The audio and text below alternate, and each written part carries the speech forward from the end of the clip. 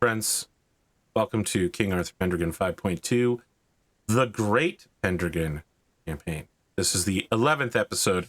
I'm joined by BigSpoon as Kendric, Glimo as Herawd, and GrimDarkJames as Gwgan of Shrewton. I don't know why only he gets the manner on it. Thank you to all the people who subscribed going into this episode, because there were a lot of you, more than I would have anticipated. And hey, welcome to all the people who it's your first time. Let's just make sure that this thing is working here real quick. Nope, not working. Amazing. Okay. We have no dice to roll. The dice roller has finally kicked on and remembered that it exists, and its sole purpose is to exist.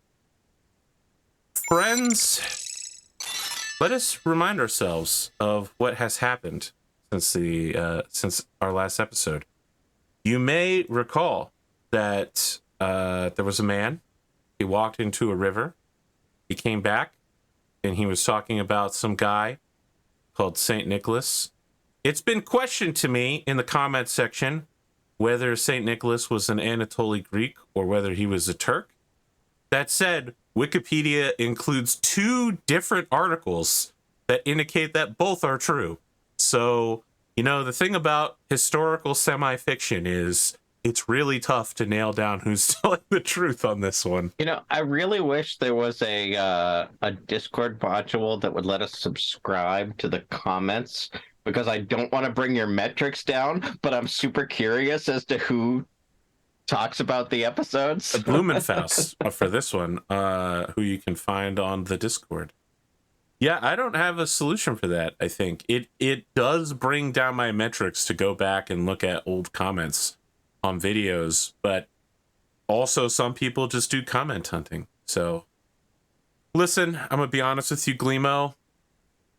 Not really, I don't think I'm going to make it in this industry, mostly because I'm retired from it, but I think you'll be okay. We did some Book of the Manor. We made nice new manors. Some one step fancier than others, but overall we got the basics out of the way. And we maybe didn't kill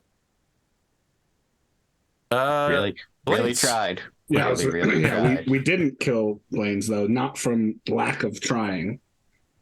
I just, like, Herawd is a bit of a sociopath, but not so much that he wanted to kill Gwgan's family. Yeah, sorry. Sorry for being a nice guy. As the new year begins, you, Laverstock, receive some interesting goods, as do the de Pittons, the manor of Broughton, Cholderton, Newton Tony, and many who are among the eastern border of Salisbury. As the spring comes and the snows begin to melt, all of you find that a series of game hens escorted by a single white partridge have been delivered to you, all dead, of course, and plucked, ready to be eaten and salted, but sent by the steward of Levkamagus in a sign of friendship along the borders. It has also been somewhat concerning to the people of Pitton and many along the eastern border that there was almost no activity along the border for the first time in recent memory. No hunters from their counterparts across the border, no knights, no spies, no slave escapes. Sorry, I apologize. Serf escapes. That actually was unintentional for once. It has been a quiet winter when a new year rolls around. Herawd totally has his food taster taste the birds and then destroys them anyway. So I think we have he the wants scene. to know, but he still doesn't trust it. You and your wife are seated in your manor across from this man. I think that whoever your like serving staff is has brought the like salted game hens out, and the taster is just sweating profusely. I want to imagine that they're wearing the like William Shakespeare like frilled collar and like dripping with lace because they know that this may be the outfit they die in. And in that play. He cuts a little piece of the meat off and he goes for it. He goes, and he's like, "It's so salty, my lord. It's just so salty.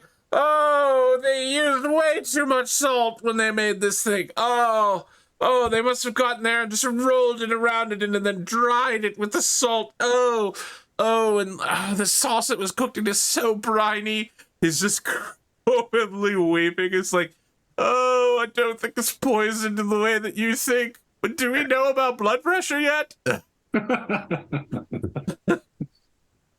So Herawd gives him a glass of good mead and says, "Well, thank you for your service, sir. He says, This will "All quench right, am I testing this as well?" This will quench your palate." No. This is like he gives him his own glass so that he knows that it's not poisoned.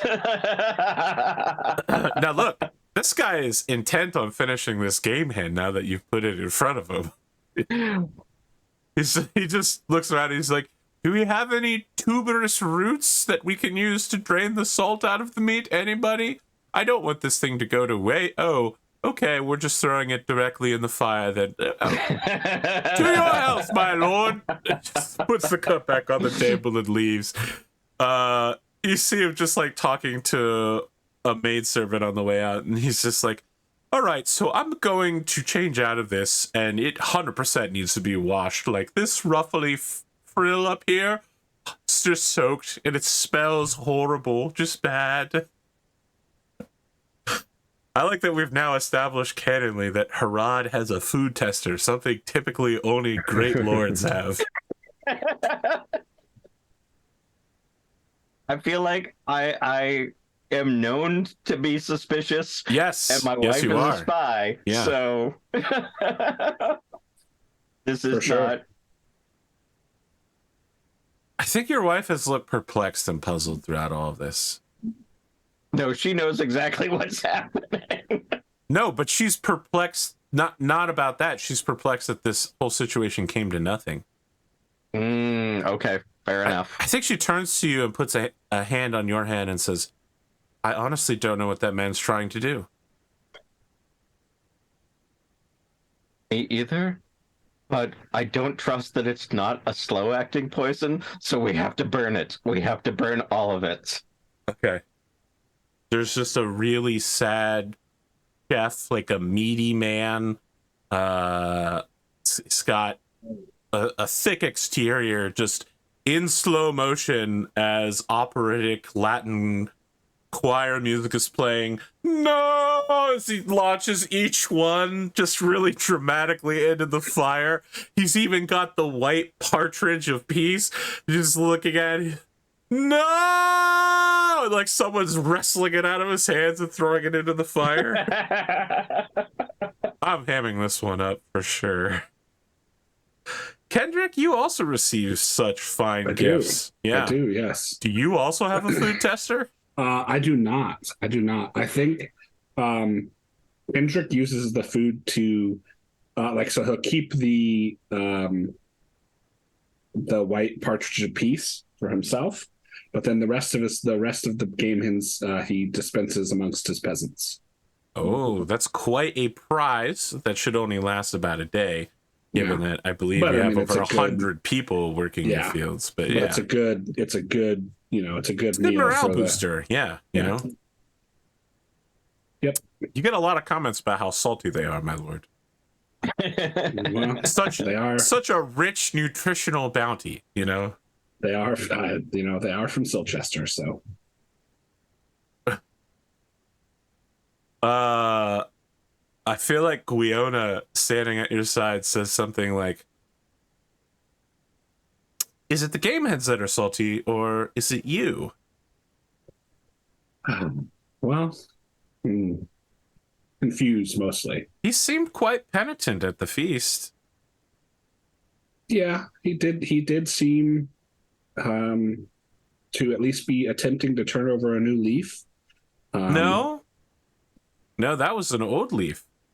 I remember as a girl seeing him hit on the countess like that. Hmm. It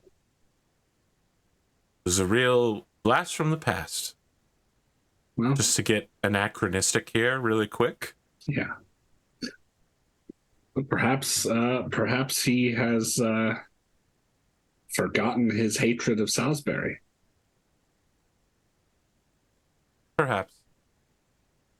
In any case, we should still remain wary of any Levkomagian overtures. I'm sorry, James. Shrewton is just too far from the border for you to have such gifts. That's fair. I don't know. With how salty it is, it would definitely have lasted. Yeah,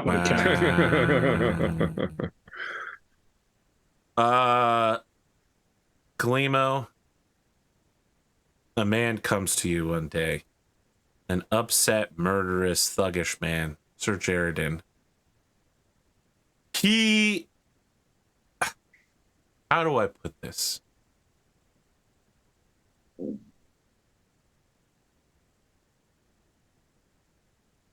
It is a historical fact that nobles believed that they were blessed by whatever gods or fortunes had come to them, that they were more capable than peasants in all things, and that perhaps they didn't know how to make bread now, but in such a short time, they could easily learn to make bread. So when Jaredin has prepared himself for life as a roving assassin knight, he has dressed in a manner which he believes to be stealthy. So I want you to imagine a man who is clearly in a chain shirt, covered by fully rich black-dyed aristocratic garb meant to look peasantly, and a full-length cape so long it touches the ground from the back of his horse. He has more in common with a Nazgul, perhaps, than he does with a simple, humble farmer that his outfit would suggest that he was. But again, like, it's made of a very rich fabric. It has a simple cut to it. If it wasn't dyed fully black and made of like non-rough material, it could be farming garb. He, perhaps to a nobler mind, he does appear to be a sort of stealthiest specter of death who could stalk through the night in a castle. To many of the surrounding peasants, he looks fierce, but also ridiculous in that sort of like, if we laugh at him, he will probably kill us kind of way. I spent so long describing him arriving. He hops down from the horse and makes his way towards you. I want to imagine that you're... this might just be because I recently saw part of the first episode of Picard before being like, well, I'm not going to watch the rest of the show. I want to imagine that you're just out on a porch looking over your fields as your peasants work. And he stalks up towards you with a full, like, 9-foot train of cloak. Pure black silk. He enters... Yeah, he enters into an idle animation. He crosses his arms and then taps his back foot that he settles his weight on. And he says, I have bad news.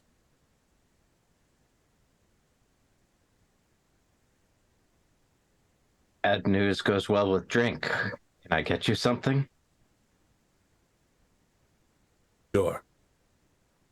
Then we just flat director cut to the two of you sitting down drinking. Again, a servant has had to take his cloak and neatly pile it on the floor behind him at the seat. I have, if Jaredin has not objected, Herawd has asked his wife to join this council. Very well. He does not object. Yeah, he takes your drink, he slams it down, and he says, I found your man, old Angre the Younger, and his troop. They're all dead and buried. By the gods, what happened?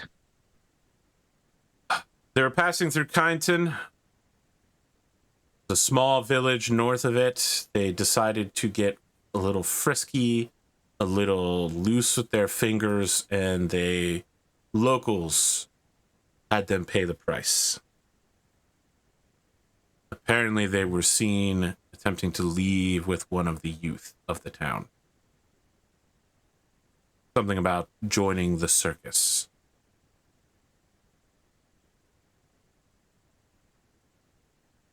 God's teeth. I suppose under those circumstances I can't even demand retribution.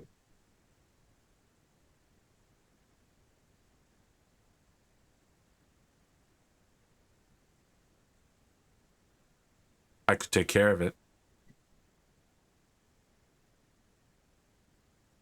I care less about the slight of honor and more about the blow to our intelligence gathering. Were none spared among the troop?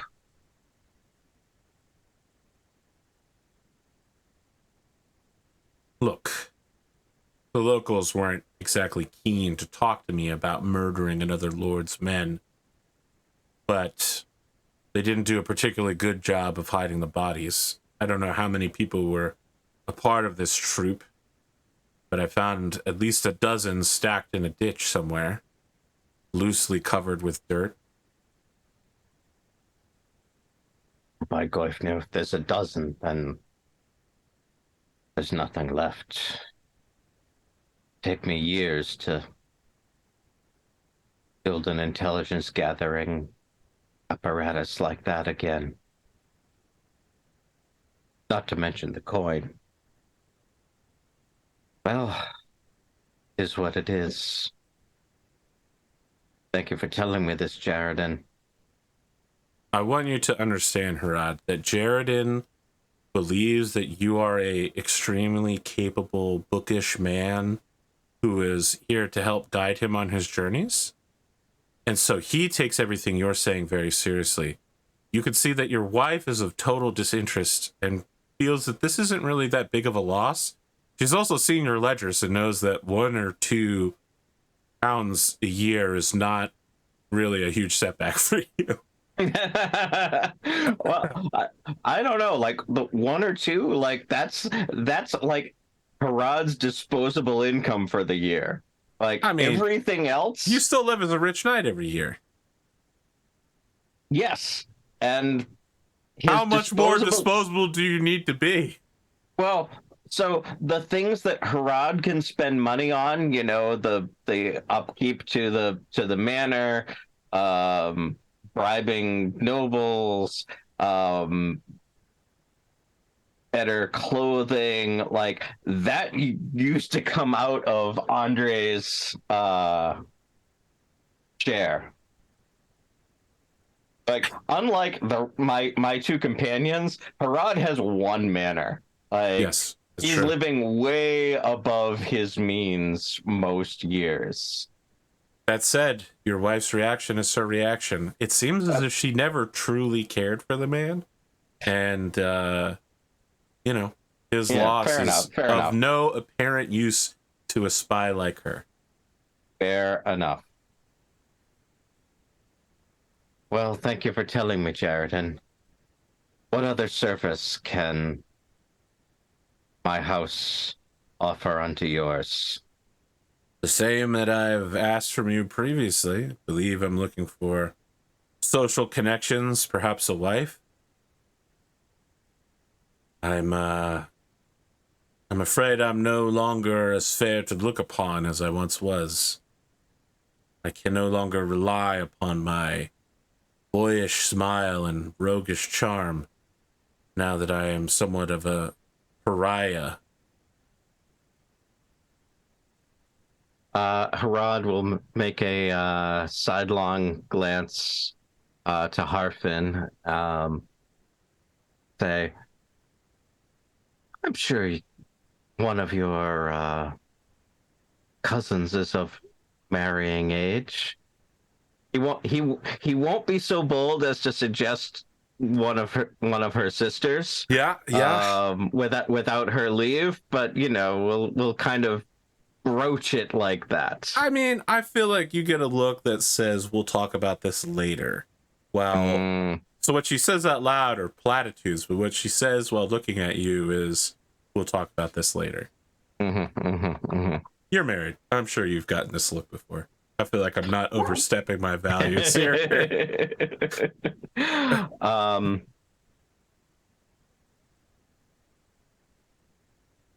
I feel like Herawd will also give the significant NPC glance to Harfin to comment on Sir Jaredin's choice of attire.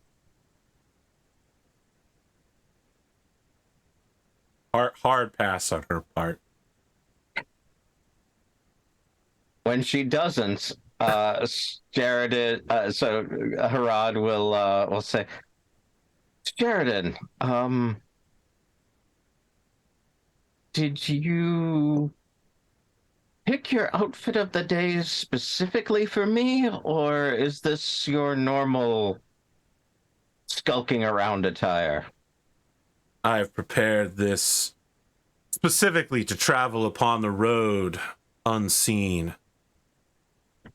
I am just moving the trade dust of my travels off of me. I rode back hard when I found your people. Might I possibly suggest that you might want a garment that doesn't drag on the ground behind your horse if you're looking to skulk about a little.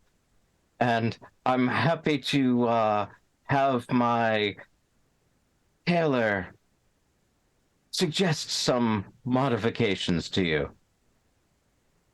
You don't like it? I love it as a court outfit. I don't think it's quite as stealthy as... I would never wear this in court. It would give away my identity immediately. Well, I feel like it's from horseback. It's not as stealthy as you might think. He puts his hood up. Now that I like. That I like a lot. I feel like that's a solid end to this scene. Does anyone have anything you want to do before the spring court? Not on my side, I don't think. No. Yeah, I don't think so. In the year of 490, Spring Court finds itself in Warrensis. Boy, there's no way I pronounced that correctly, but I gave it a real college try. So Warwick is how you pronounce the first part. Warwick.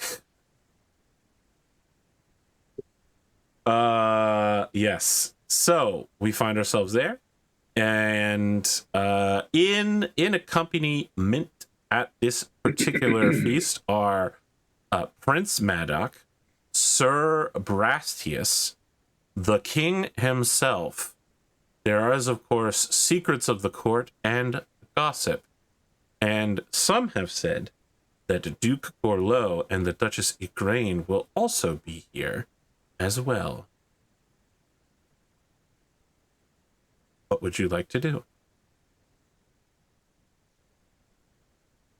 I will go speak with Prince Maddox, because I think I'm first on the list, right? Very well. Go for it. I don't know that I've made you guys go in order, but Sure, let's go with Prince Matic. I feel that you have made visits to Matic as well as James, but he would have reason to recognize you at this point. You were also his bodyguards as well at one point. You're... How do I say this? You're getting a look of recognition from him that you think indicates he not only remembers who you are, but he knows about your somewhat recent-ish performance on the battlefield. Skirmishing in Lindsay. Yeah, sure. Skirmishing is an acceptable description of what happened. Yes. My prince. Yeah, he offers you the Predator Manshake. Sure. For you to sit down across from him, slides you a fresh drink, and says, "Hard business out there in Lindsay." Yes, it was. It would. Well, it wasn't the desired outcome, but I think we gave the Saxons a good thrashing, and we lost a few of our own. But it's war after all. Men talk, and it's easy to second guess when you're not the one responsible. Thank you, my prince. Well, I suppose you want to know the business of the court.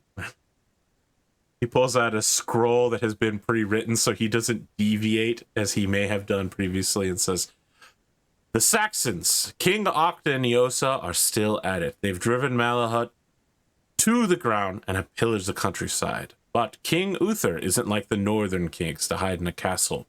Prepare yourself for this year. You may yet command another battle." Very good, my prince. It'll be nice to give the Centurion King some rescuing, even if he doesn't want it from us. Okay. He clashes glasses with you, waits for you to drink, and then says, "Get out of here. I got the next person in line to go to." Prince Matic has apparently become a New Yorker. Yeah. Glimo. I'm just going to single you out. What do you want to do here? So, Merlin is not here. I think that you haven't seen Merlin here, but if you are specifically looking for him, you actually do find him. I am specifically looking for him.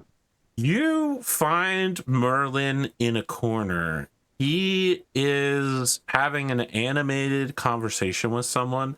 He's got a bowl of lettuce. In it, there's like tomatoes and corn, potatoes. Just looks like he's having some sort of vegetable fruit salad, and With vegetables that we've never seen before. vegetables. Yeah. You've never really seen a tomato. However, they are considered No, we a haven't. deadly poison. Just say I don't think they've even made it to Britain at this point. I mean, tomatoes are from the nightshade family, so Yes. you've definitely. But I feel like they only grew on the continent at this point. Maybe, but you've at least heard that they are a deadly poison. Yes, My absolutely. man Merlin's just eating them up while talking to some sort of. It looks to be a foreign knight of some sort, and they are conversing in a Eastern European language. The conversation is made somewhat more odd by the fact that, as is consistent around Merlin, rose petals are just falling from the sky all around him, gently blowing behind him.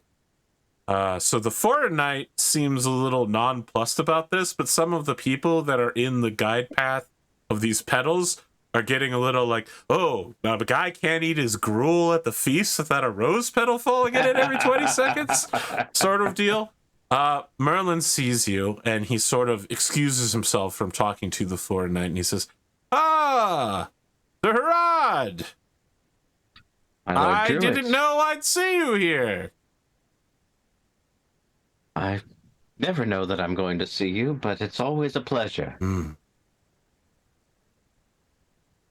You've been absent from court the last few feasts, so I'm very glad to be able to make your acquaintance again. Well,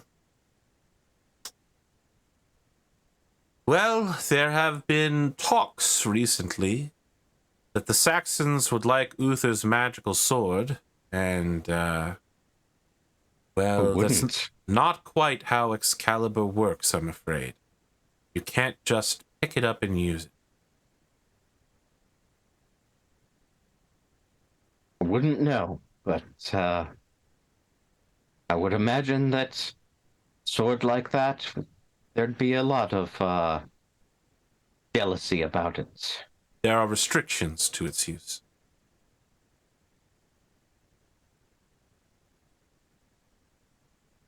Very well. It's well above my station. Sure. Maybe not always. What would you have of me, Lord Druid? There's fewer Lord and fewer, Druid, please. It's there's fewer Archdruid. and fewer of us who cleave to the old faith. What is it you are asking of me? Was frankly my question to you. How best may I serve our gods? At this point, Merlin just sits down and closes his eyes, and you can hear him just muttering something. He's just like, oh, Vortigern, and Richard the Lionhearted.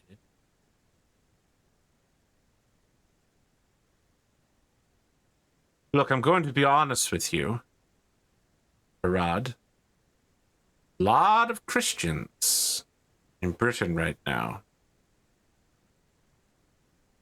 So I'm finding. I have tried to serve our faith as best I can, but I feel like I'm being thwarted at every opportunity.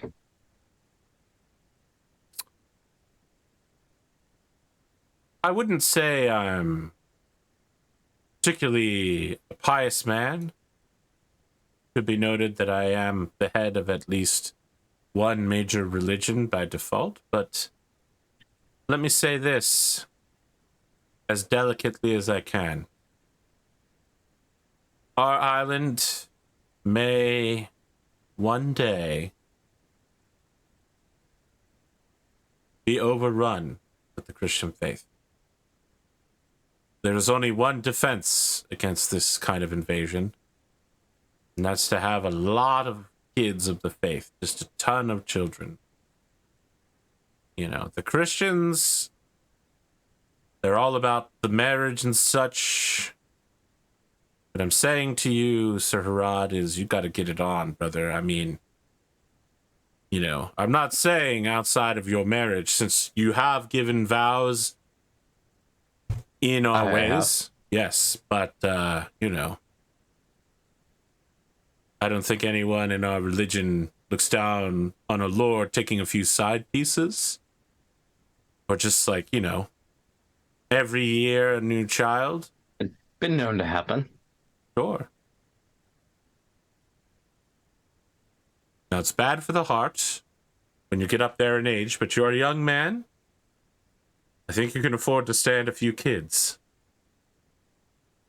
And it wouldn't help to attend ceremonies every once in a while, but yeah, you know, more kids wouldn't be bad. Somebody's got to take care of you when you're old. Kind of hoping for a bit more practical advice than that. Oh, I couldn't be any more practical than that piece of advice. Did you just roll your eyes at me? Very well, my the secular and non-secular head? Very well, my Lord Druid. I will be fruitful and multiply, as they say. Precisely. Look, you came to me asking for advice. He gestures and rose petals go scattering everywhere. You know, you're worried about the same thing I'm worried about. magic and mysticism disappearing from the Isles. Believers are needed. Sometimes you have to go out there and make believers. I'm sorry it's been a crass and rough conversation.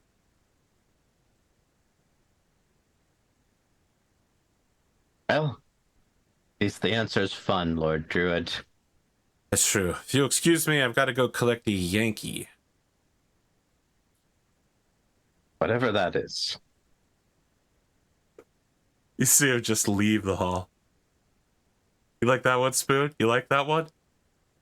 Oh, the penny farthing is going to make an appearance for sure. Oh yeah. Would it be a Connecticut Yankee. A Connecticut Yankee even?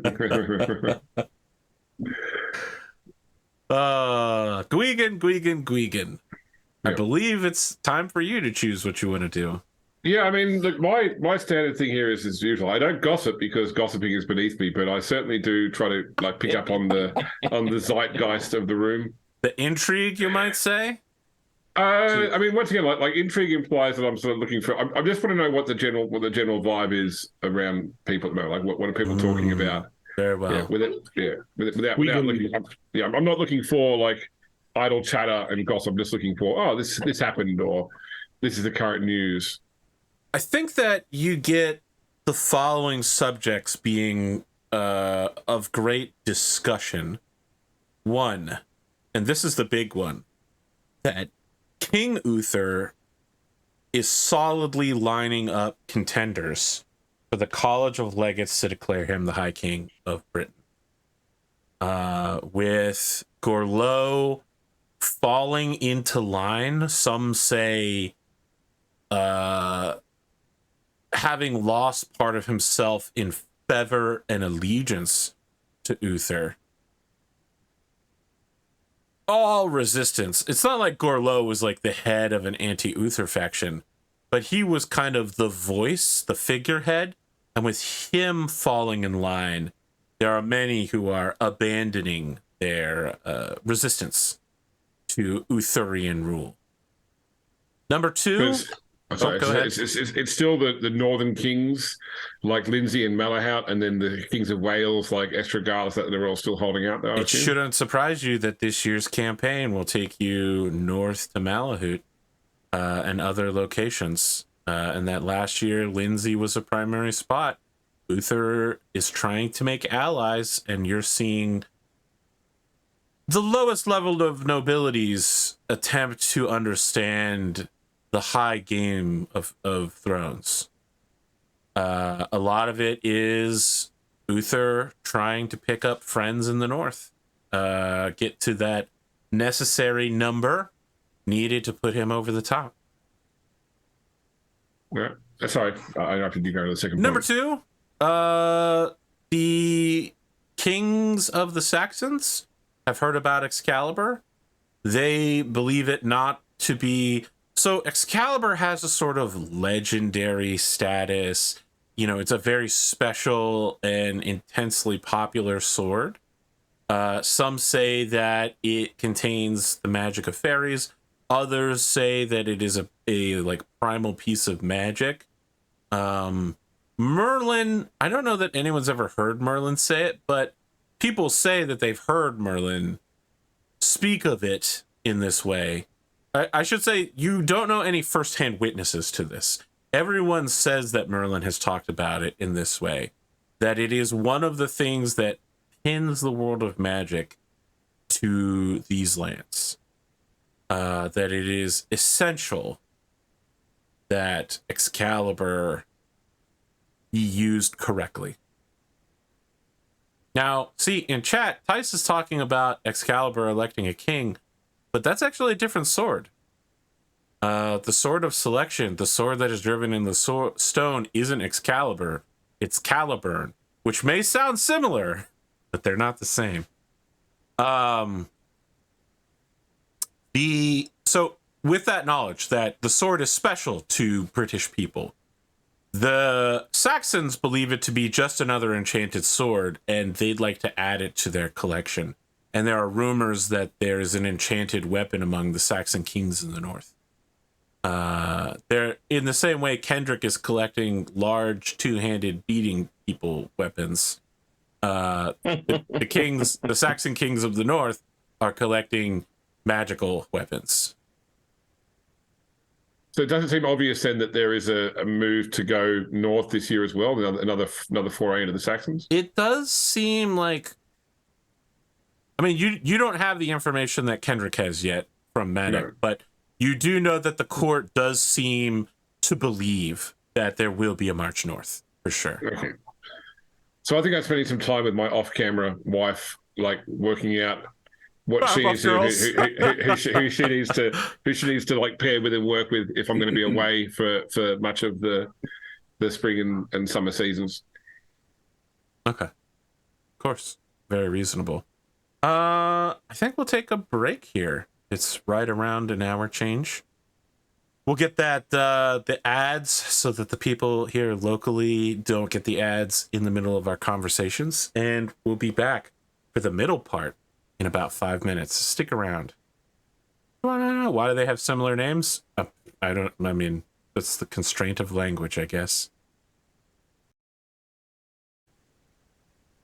Well, apparently we've ignited a scholarly holy war about whether Excalibur and Caliburn were the same sword. I mean, really, it depends on which story you pick. It actually doesn't depend. There's more than enough solid evidence that Caliburn is different than Excalibur. In the same way that I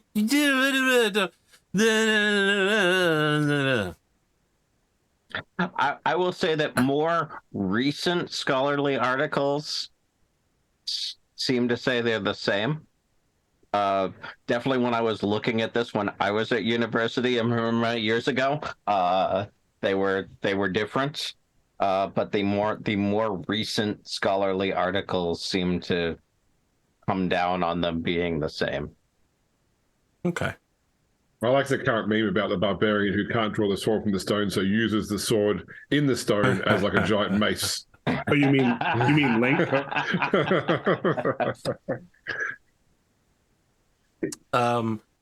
As far as historical swords go, I'm always fascinated by the sword of King David, which was wielded by, in some historical records, again, historical records being fake because Galahad isn't a real person, and was introduced, one of the latest characters to be introduced, but Galahad was said to have wielded the sword of King David.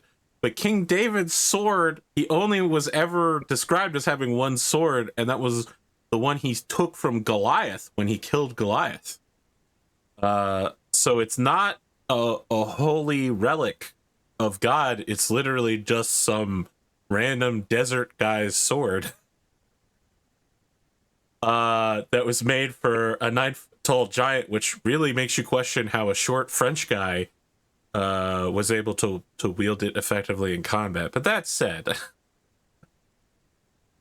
man, the French really do love appropriating other people's magical swords, don't they?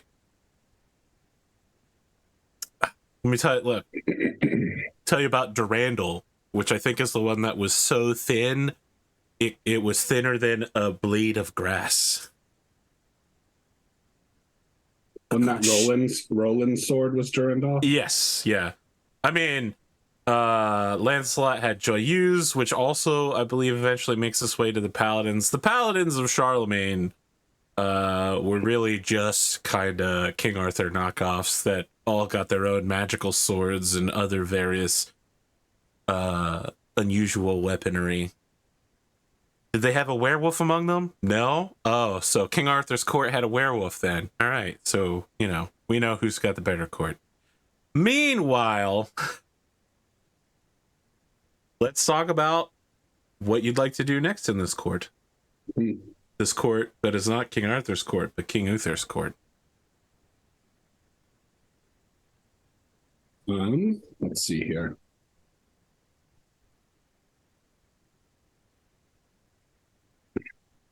So if no one else has anything, Herawd would want to have a conversation with his wife Harfin.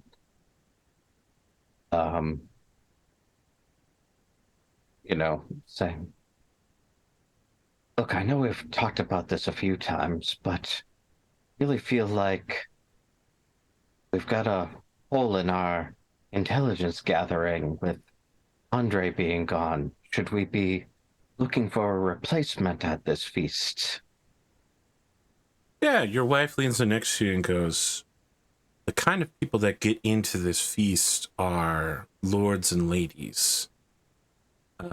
Any japesters you find here are almost certainly spoken for at least one, if not many lords. I think that if you are looking to create a new intelligence network, you will have to start from scratch.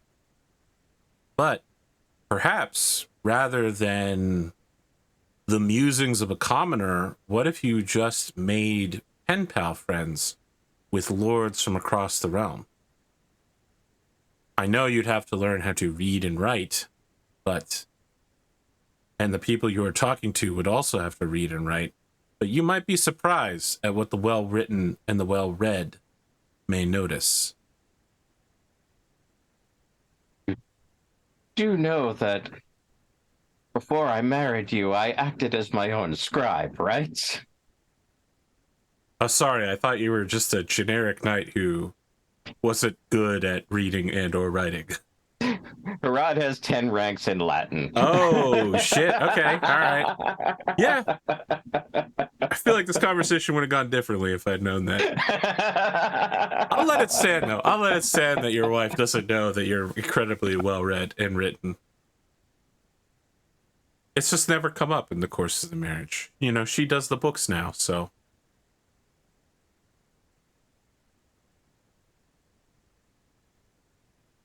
Well, I think you don't need to. I want to finish the conversation up. Oh, sorry. She has the good grace to look slightly embarrassed and says, "Well, since you don't need to learn reading and writing as a skill, it would behoove you then to make friends with those who have such skills scattered across the continent." Sorry, she wouldn't call it the continent. Scattered across the island. Angelia, Malahoot, Gwaelad. Even, dare I say it, Silchester, or perhaps even the lands of Gorlo in the southwest. Friends from distant corners may bring you news faster and more accurately than the word of mouth of commoners. Very well. I will speak with one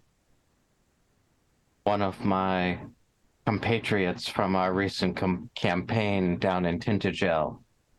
If you can find some other folk that I should meet throughout the island. All right, so it should be noted that your wife is in a separate campaign that's more based off of Bridgerton rather than King Arthur Pendragon, and she's about to enter into a sort of epistolary social conflict on your behalf, trying to find wives of influential men. I feel like all of our scenes have a sort of, I don't want to say colorlessness, but like a sort of darkness to them because you guys commonly kill people throughout episodes. And I feel like as your wife leaves, it's a sort of Wizard of Ozian, like the colors around her grow brighter. very And vibrant. the light level of the room gets brighter wherever she goes. It's like she got a spotlight The music on. gets louder. Yeah. Like the yellows and reds become like less muted, and like the blues become a little softer. Like the crew filming the second show is just they've really got somebody who better can lighting. Yeah, who can color balance. All right, Spoon, let's hop over to you now that we've got the memes out of the way. Is Duke Gorlo actually here? Duke Gorlo is not present in this feast, although many say that they have seen him on the grounds. He and his wife are attending a sort of smaller, privater party, not here in this main hall. Okay. In that case, I would like to speak with my squire. Very well. That's Ellison? Yes. Oh, man, you actually beat me to the punch here. Make a notice roll. Okay. I was going to say this for the end. Awareness or recognize? Recognize is for like heraldry, right? Well, recognize is to see if like, oh, hey, do I remember if I've seen this person before? Like, do I? Yes, do I recognize is the one you will want then. Okay. Awareness is like perception, I think. Yeah, you want recognize. Okay. Well, my recognize is much less good. Yeah. Ellison is talking to several people who are wearing colors that make you think they're in the Salisbury contingent of knights. Okay. You feel like you've seen them before, but now could I make a second roll of heraldry if they're wearing any colors? No. Okay. And you approach, Ellison has noticed you and pulls away from them to address himself to you. He has gotten a growth spurt that has made him taller but not buffer. It has lengthened his arms and legs without granting him an additional dexterity. So he has entered a very awkward transitory phase of his life. Yeah. His voice is now also solidly going between cracking and deep. Interesting. Because he's 20 years old. Well, you know, I had to do this for the squires at some point, and I feel like I waited too long. Yeah, sure. So cut me a break on this He's one. a late bloomer. Late bloomer, sure. Ellison, are you enjoying the feast?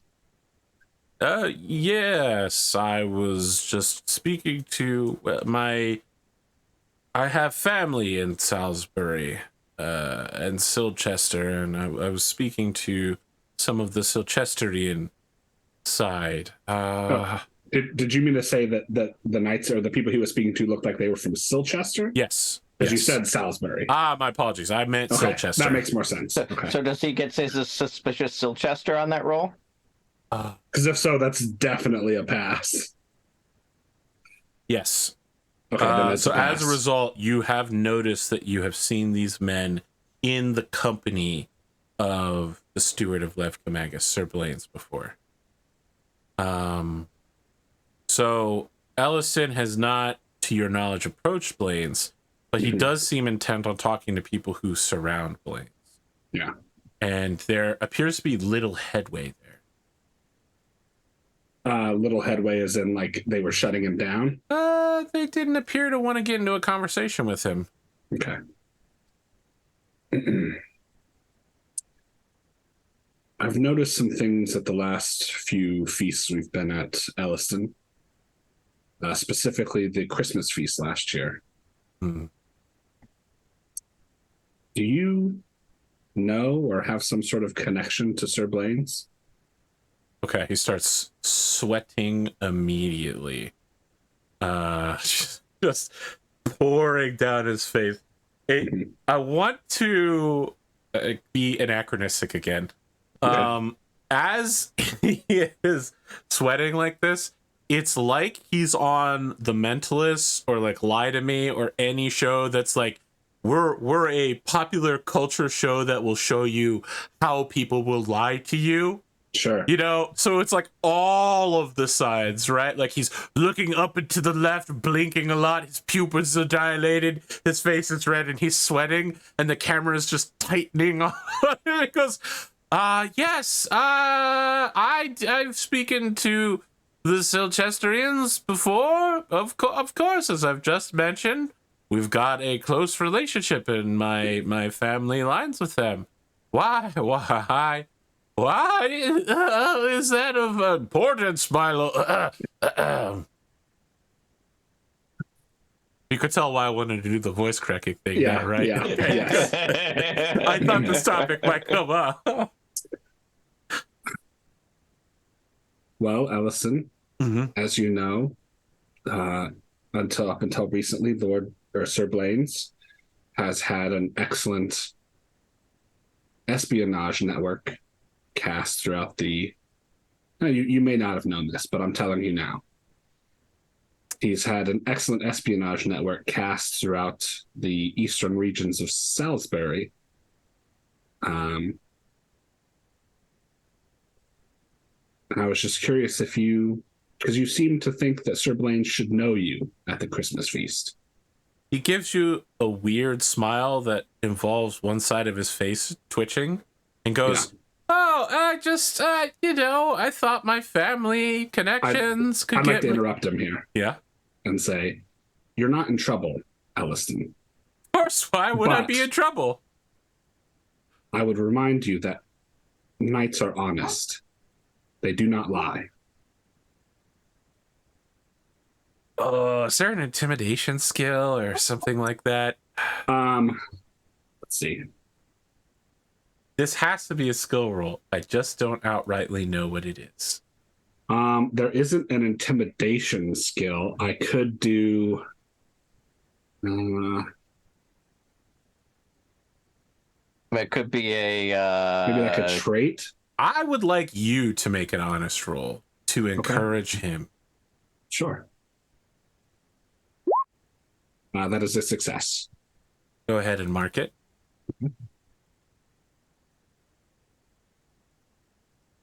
Elliston has a total collapse. It's not like he falls to the floor, but you can tell that he's been holding something in for a while, and he says, "Oh my God. Okay. Look, I'm so sorry. My family doesn't have a lot of money. There was no one to sponsor me be a knight after this. A few years ago, when I was a page, someone approached my family who worked for Blaine's that said that if I would just little things at feasts, passing notes and court gossip and that sort of thing, that he would provide me with my arms and armor, that I would be a knight of Silchester. And, when I was a lot younger, I didn't really know what was right and what was wrong. I just did what my family told me. And then I just kept doing it, and it felt like I was in too deep, and I didn't want to do it anymore. And when I said I wasn't going to do it, my family told me that you and Earl Roderick would be told about it, and that, then I would be killed. But now Blaine's doesn't even know who I am, and none of his men will talk to me. I'm so sorry. I don't know that I've done anything wrong, but I certainly haven't been doing right by you." I understand. And then he just starts dry swallowing. And also, it's like flop sweat around him. It's even worse than the taste tester from earlier. Sure. Like, it's coming off of his body and landing on the ground. It's already humid in here, so. Well, Elliston, I will say this. Your service as a squire to me has not been, aside from this most recent revelation, your service as a squire has been satisfactory. And I'm going to test some traits real quick. I'm going to test vengeful real quick. We're going to start with forgiving. Okay, so that's a failure. So now if vengeful succeeds. Okay. Critical Vengeful vengeful. crits. Critical vengeful. So your service as a squire has not been unsatisfactory, but it is no longer needed. You are dismissed. All right. The music swells in a minor key as this destroys Elliston. That he's so close to being 21. He was so close to getting what his family has encouraged him to work for his entire life. And now, here, in front of lords from across the country, he will be dismissed and ejected from. And you think for a moment that he will beg you. It looks almost as if he's going to reach out towards you. But he draws himself up and he says, "Thank you for the opportunity, my lord." And then he leaves.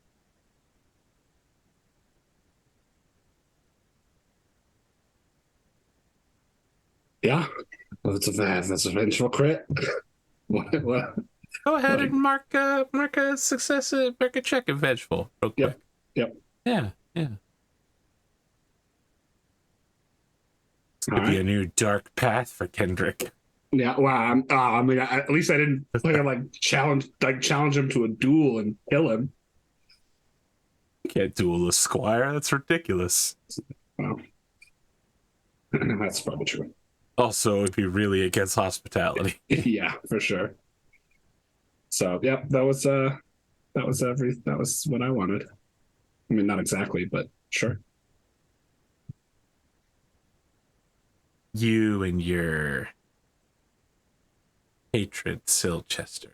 Dice tell stories, man. My imaginations lay undetected for years. Until some big idiot came running through and just happened to get the right rolls at the right time. Till exactly one roll about it was made. A single roll. Gwgan, Herawd, anything else you'd like to do at this feast?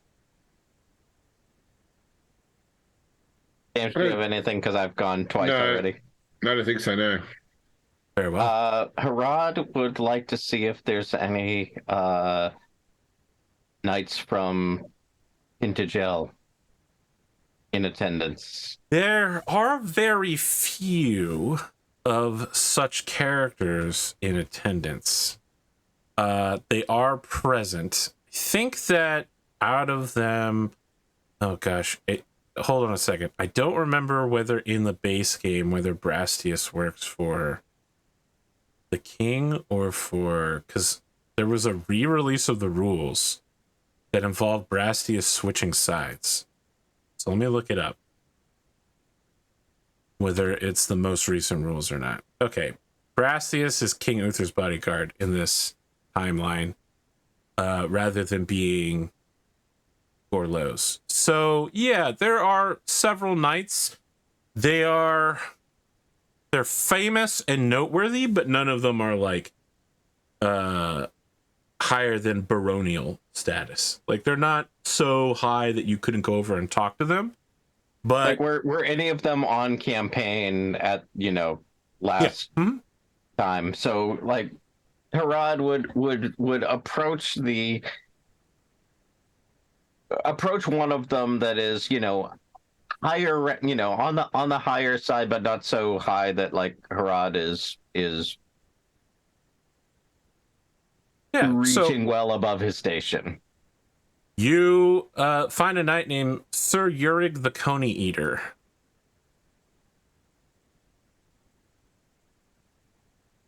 Likes rabbits. I mean, Kendric used to be known as Kendric the Tall, and now he's known as Kendric the Mad Berserker. So, titles may not specifically be descriptive. Sure. You know what I mean? Sure. You find him at a higher seat of honor than you. It seems that over your time of getting to know him, he has become a banneret knight and has several other knights pledged to him. Not just household knights, but like full separate lineage knights who have mansions belonging to him. And he is enjoying the fruits of his new status in attempting to woo several ladies who are seated nearby of similar levels of honor to him. It's going middling. It's not neither good nor bad. As you pull up to sit on the bench next to him. Oh, I wish that I still had my bard. Your bard is dead, I'm afraid. Very well. So Urig, Good to see you, my friend. And so far from Pendragon. He introduces you to everybody else at the table. He's just like, this is my acquaintance, Herawd. Yeah, he was on the campaign to Lindsay. He was there for the Mad Berserker's Rush. It was a bloody battle, they say. Indeed. Well, let me welcome you to... Are we in Salisbury or Somerset? You are in Warwick. Let me welcome you to Warwick on this side of our island. I will say the people of Pendragon don't get around a lot. So I appreciate that. And, you know, let me add as well, there are so many fine fellows and ladies here that, you know, who knows what more they could learn if they were to travel down to Castle Tintagel and Terrabil, down to my lands. Why, you could tell he's awkwardly trying to put on a tourism thing. Like, you should come on down. see the largest ball of yarn in the British Isles. Indeed. Well, I did enjoy my time out west, and we should perhaps keep up a correspondence after this. I'm sure that we could learn something from each other. May I ask you a question, Glimo? Odds Yes. or evens? Odds. Okay. I want to see whether he can read and write. You said odds, right? I said odds. Apparently you can't. What he says is, yes, one of my people can read me your letters, I'm sure. I'm far too busy for that scribbling nonsense, you know. I understand. Not that I man look of down action. upon it, of course. I understand. A man of action. I enjoy the campaigning myself.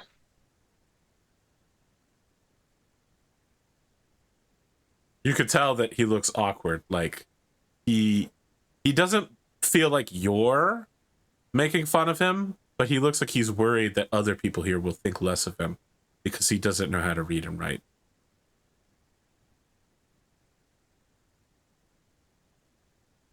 Well, what can I do for you, Sir Herawd? You seem to have come here with a purpose? I, saw a friendly face, wanted to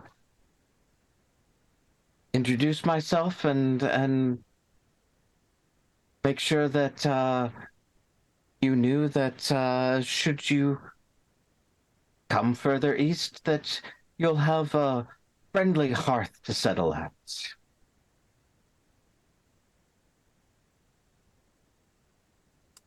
Make a roll out of this. Hospitality?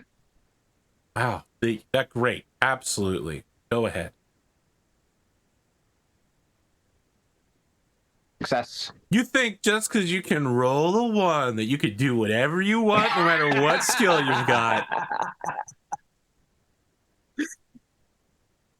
Yep, this is the system where if you can roll a 1, you could just inch across the finish line. You could just fall flat on your face. The opposite of Blood Bowl.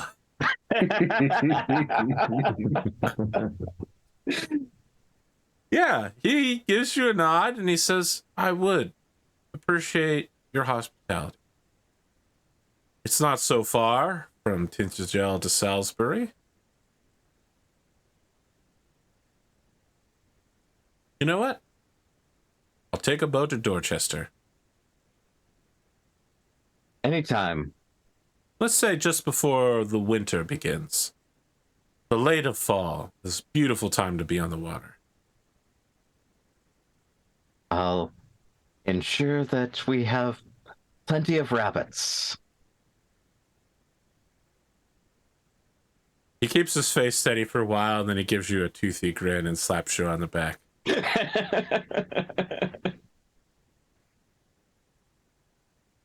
At this point, you hear that calling is going up and down the hall for certain lords and certain knights. Outside in private tents, Earl Roderick informs you that your group will be part of 2,000 knights who will ride north as part of Uther's army in order to combat the northern Saxons. You will have the honor of serving in Uther's center formation. Possibly the safest point and also most elite contingent. You are given the option to either go by yourselves or to summon your household knights to you if you wish. Are we going to be doing this like a battle or like a We are going to be doing it as a multi-round battle where each round you'll face a new opponent. Okay. So we. I feel like a knight's probably come anyway. It's just that if they're mustered, they come. Otherwise, not everyone is being mustered. It seems like it's only 2,000 knights, which is much less than Uther's full force. It is like a small, highly elite force is going. So, but we won't be making Fate of Followers rolls at the end of it, will we? If you bring your knights, you will be making Fate of Followers rolls. Okay. We've seen how that turns out for you. So, well, but we're also not going to be in charge of. You will be in charge of your contingent, not for Uther's whole line of battle. Right. I think if only we've been caught, it's just us and our squires. Wow. Roderick is giving you the option to flex if you want. Let's see.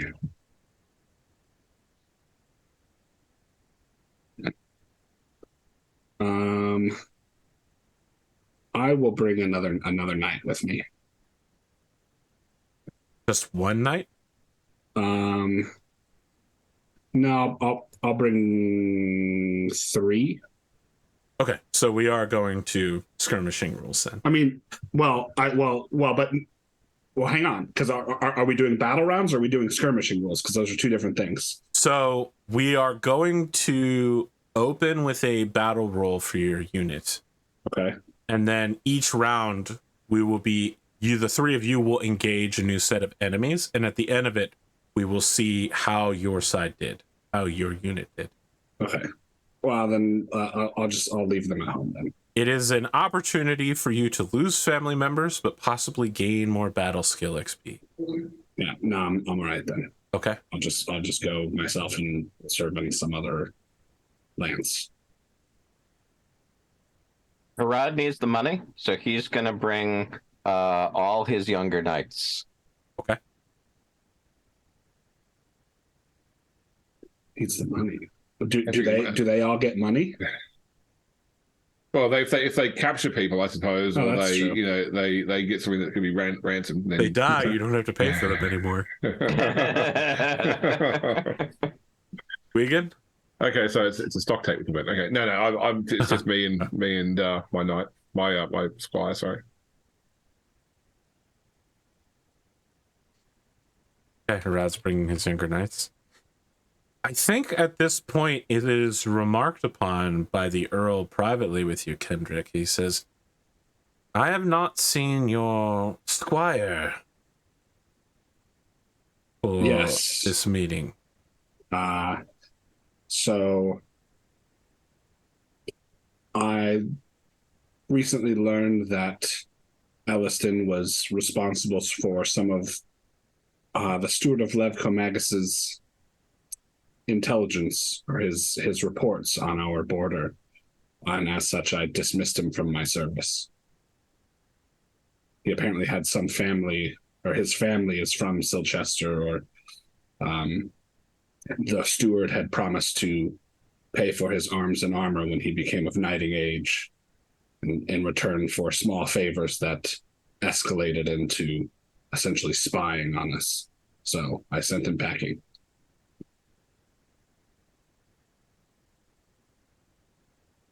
I've slowly been having my eyebrows get more and more extreme. But yeah. I think that the Earl is a little taken back by this. It's very unusual for him to hear. Yeah. You dismissed him. Well, I'm afraid I don't have another squire ready to go. We'll have to wait until the end of the year for you to be assigned a new one. That's quite all right, my lord. Kind of swallows heavily and says, well, you believe that you've closed this leak across the border then? Well, we've closed at least one hole. I don't know if there are any others. It's not really my strong suit. He was my squire, and I happened to see some things while at the Christmas feast that made me a little suspicious. But aside from him, I don't know if there's anyone else. But that's not really my strength. That's more of Sir Herawd's business. Well, if I may, yes. My cousin has a son who has just achieved 15 years this year. Perhaps if Sir Kendric would be willing to take him on as a squire. What's the boy's name? It has to be a lucky name. Hayden. Acceptable. I'd be more than happy to take your cousin as a squire. All right, Haydn. Okay. And he's 15? Yes. No, he's my cousin's son. Oh, your cousin. So he's your cousin once removed. Yeah. Okay, cool. Got it.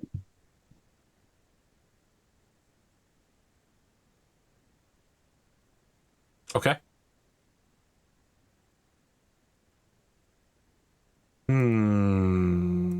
Okay. We make our way north to Lincoln in Lindsay.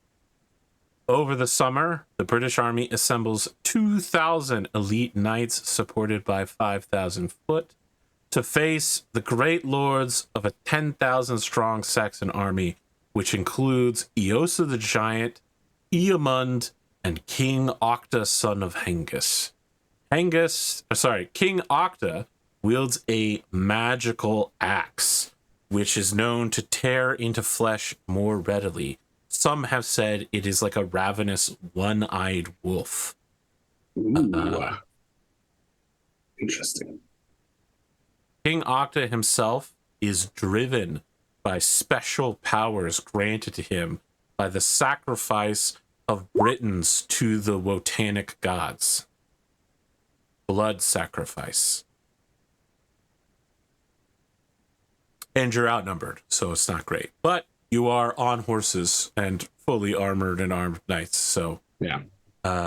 It is assumed that Britain's elites will easily take care of this particular problem, especially if they are led by Uther, a tactical genius with the sword of victory. Merlin has shown up present at this gathering and has gone on ahead of the king. There are rumors that he has used druidic and some even say satanic magic to give foul omens to the Wotanic warriors, to drive away their godly virtues, and to scare them into submission before the greatness of the Lord Jesus Christ.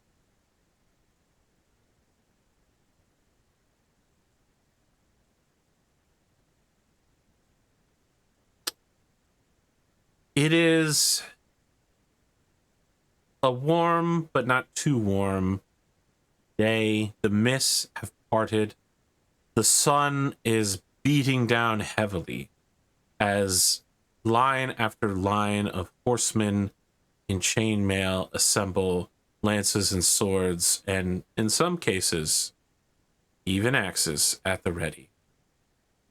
Herawd, what do you say or do for your men before we have you do your pre-battle roll? It's okay if it's nothing, if you just want to have them show up and not rile them up with a speech. Not everyone has to do the Star Trek captain before a battle speech.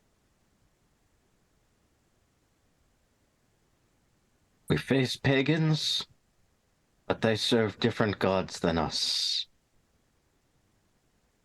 As is our family motto, Glivnu protect us. May our swords and lances be mighty this day. Okay. Make a battle roll.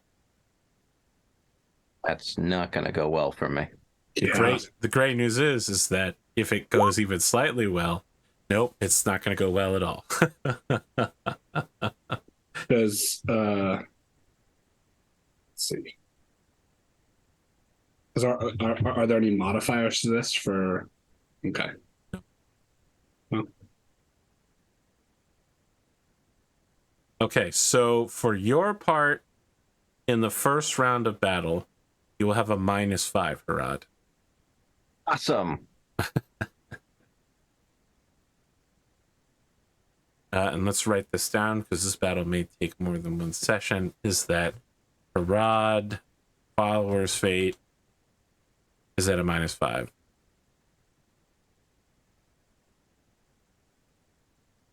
Okay. James, I'd like you to roll a d20. Okay.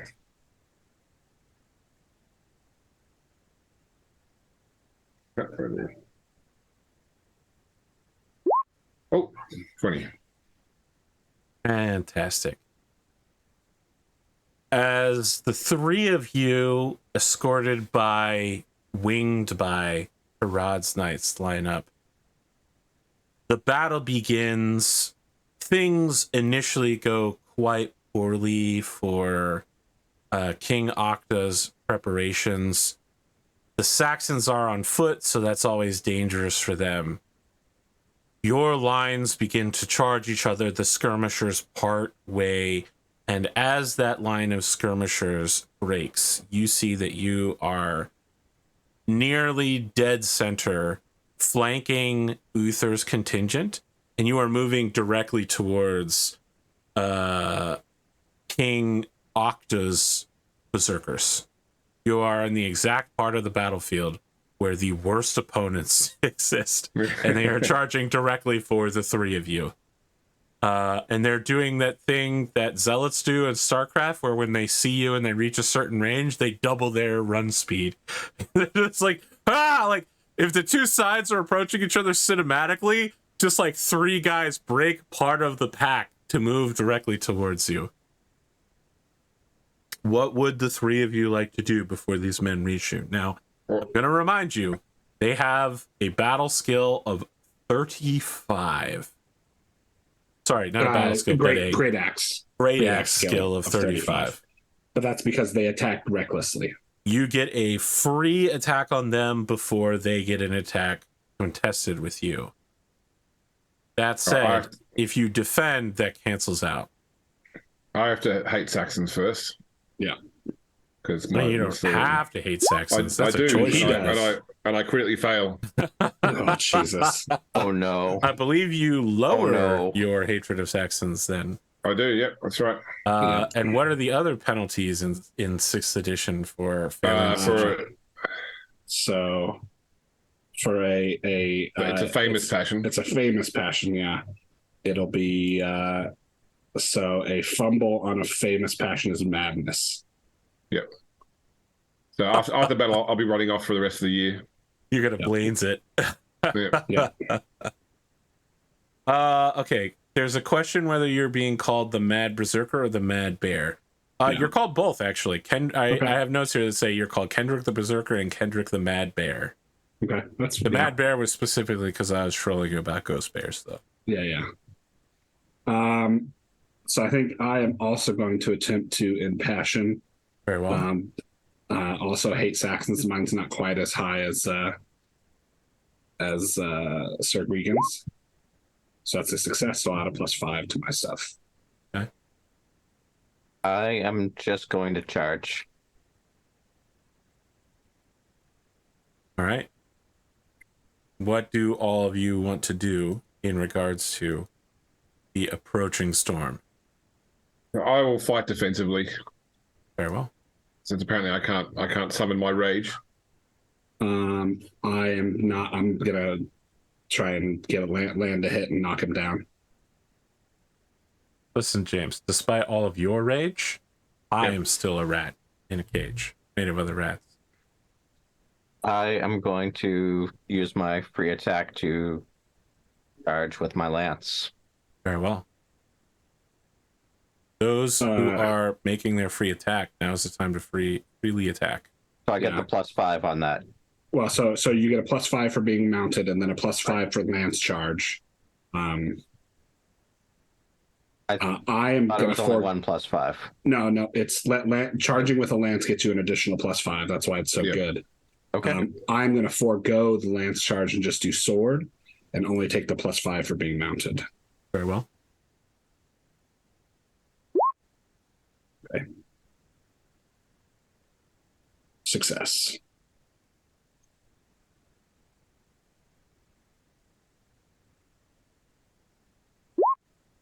Uh, 17 damage.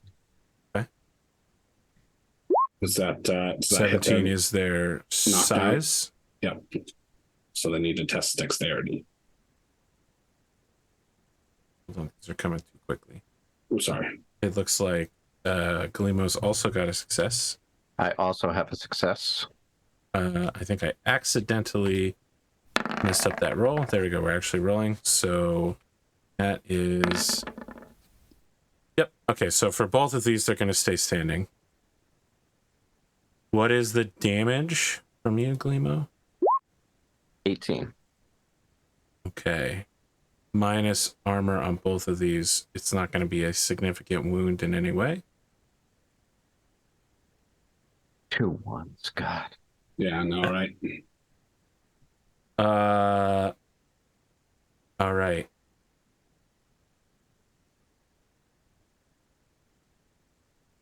I don't think I want to risk using passions after y'all just showed me the dangers of it. I remember Blaine's and his hubris. So instead, I'm just going to go across the board. We're going to start with Gwgan. You're throwing down with the Berserker. Yeah, so I get the +10 for fighting defensively. Yep. He gets his +15. Which will be... Okay, so he has a 21. You have a... I mean, it's crit versus crit, so it's nothing happens. The tie, yeah. Yep. Yeah. Well, is that 6 is 6 a critical? 6 + 15 is 21, so yes. Okay, yeah. Let me, because we're Why do they have 15? Because they have a score of 35, which is 35. 15 above 20. Yeah. Okay. Let me assemble a Excel spreadsheet here real quick. Gwgan, Kendric, Herawd. So far we have Kendric and Herawd have a success. Gwgan has partial success, I think, is what we call that, or just draw. Yeah. It's it's just a tie. Yeah. Which I think for the purpose of glory counts, because for glory there's only got failure, partial success, and success.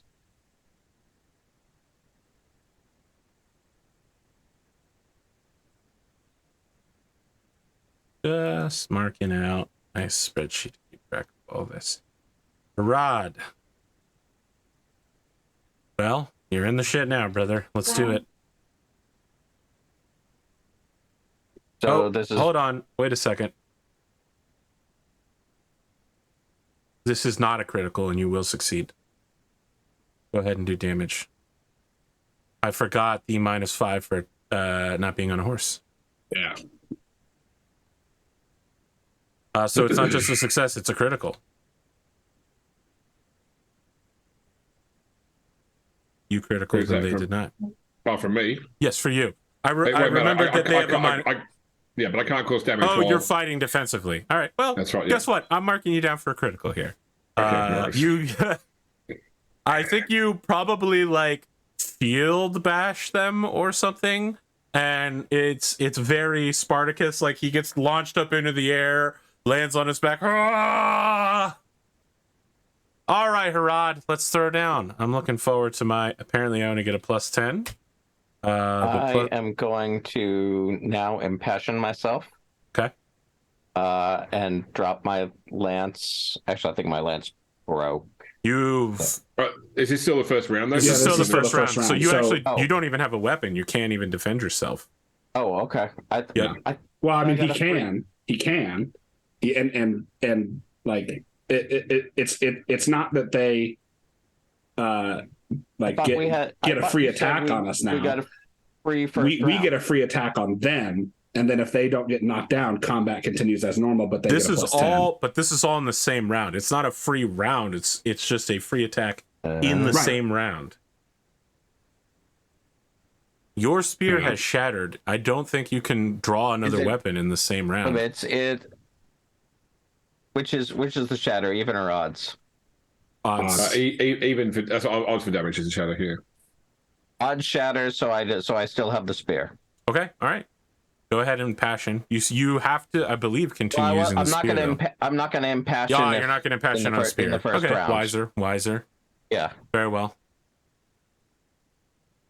So I just make another lance Yep. roll, and I get the +5 on it.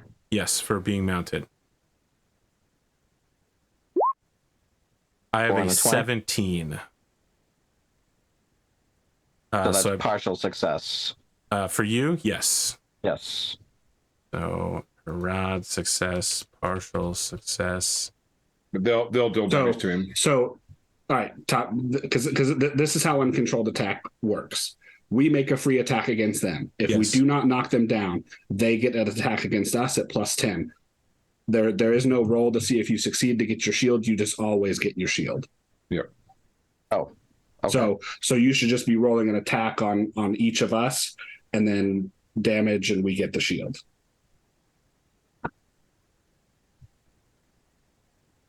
Now you've confused me. So there is no second attack roll from Glimo in this. Okay. We have failed to knock them down. Okay. They continue with their attack on us. They roll their skill at a +10, which I think for berserkers is a like a 35. 19 or well, but like that. So it depends on what book you're pulling them out of. If you're pulling them out of the main book, it's 19, but that doesn't have their bonuses The already Rotanic bonus. engaged. This is 35. Yeah, if you're pulling them out of Book of Battle, they've already got it in the skill. So the +10 is already in there at 35. Yes, that's what I'm Yeah. saying. So Glimo's roll didn't matter. It was still a hit. He does damage, Yeah. but Glimo gets his shield regardless. Correct. So plus it's probably 26. 66. 76. 76, For yeah. Botanic They're big virtues. boys. Okay.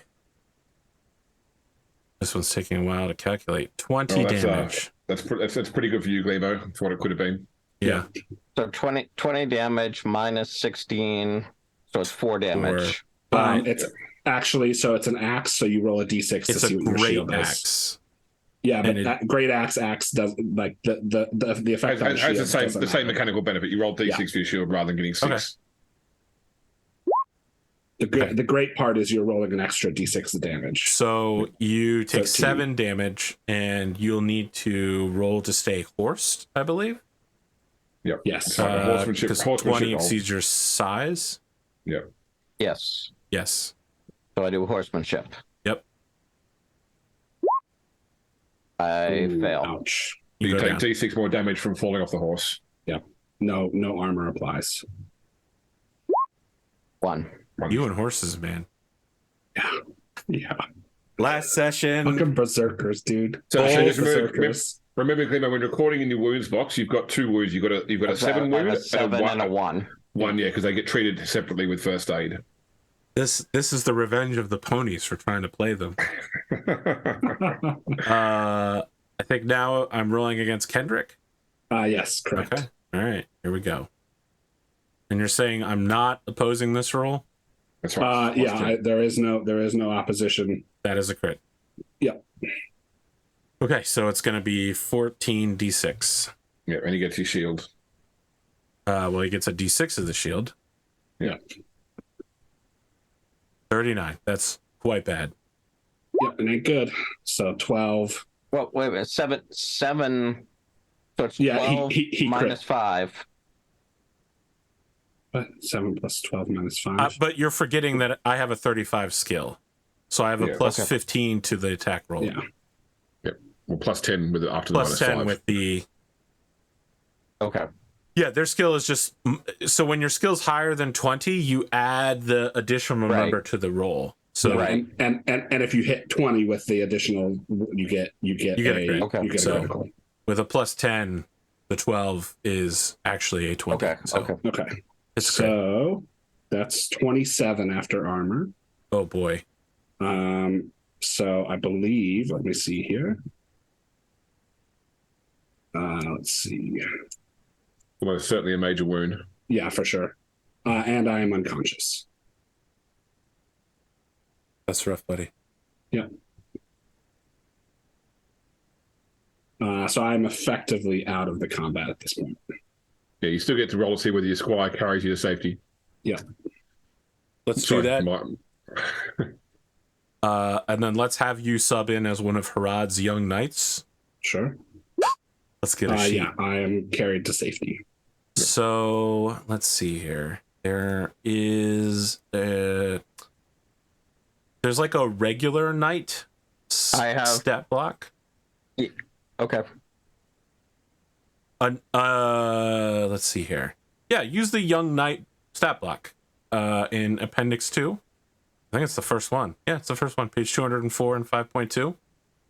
If you'd like to attend as, taking Kendric's place as an as yet unnamed member of Herawd's family watching his back.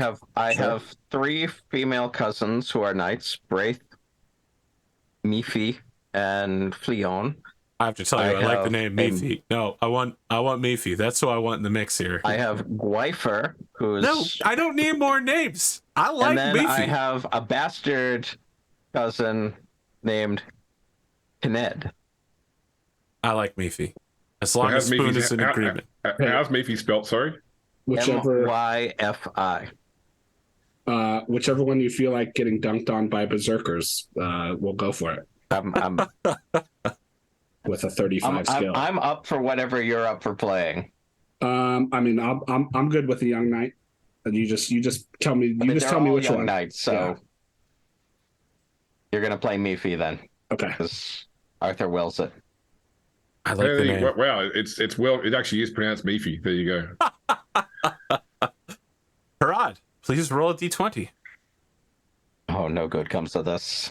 It's the shortened version of Mafanwi.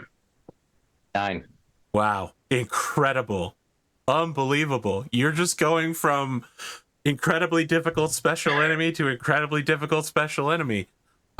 You manage after so in like 15-minute blocks, you fight on the front lines, then you pull back to a more protected area while the foot lets you recover your breath. Somebody checks to make sure you haven't pissed or shit yourself. They get you some water and they get you a little bit of like jerky or something, and then send you back out for another 15 minutes. After a few rounds of that, we enter the next round of combat, and you find yourself in a blazing melee against mounted Hjorthgenats. So your +5, -5 will not apply to them. I'm back on horse. Yes. Yeah, you are Okay. you are remounted by the next tower. Okay.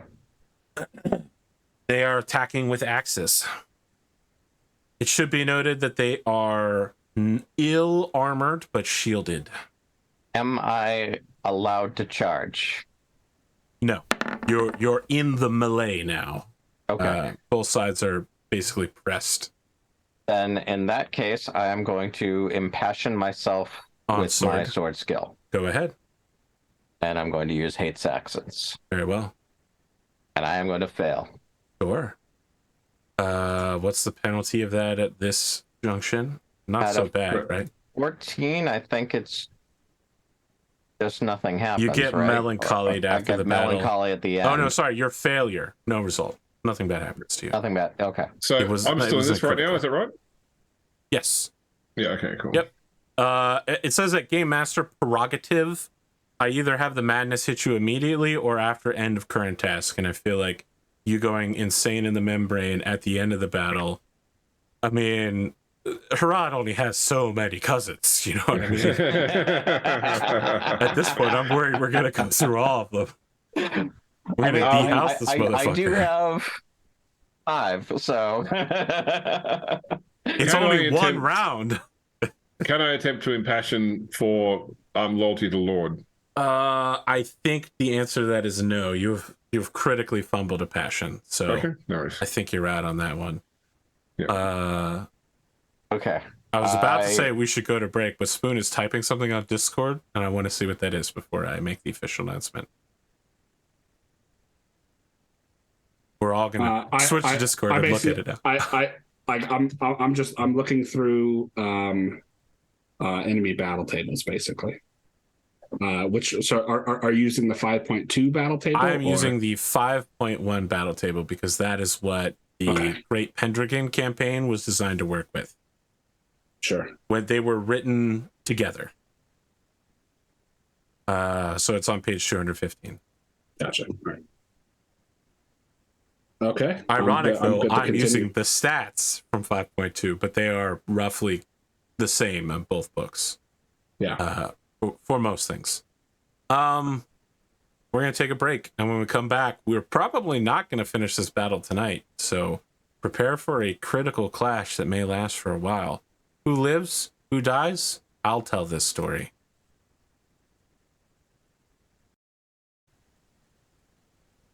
I'll leave the book down there in case I need it. Audience at home, let me cook. That said, as I mentioned to the players, but since it's so clever, I want to mention it again. Things could have gone worse for them, but not by much. This was a pretty disastrous first round. It will be difficult to recover from.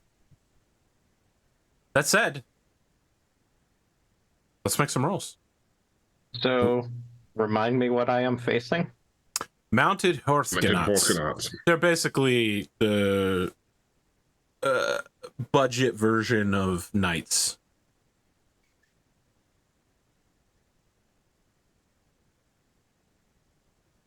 Okay.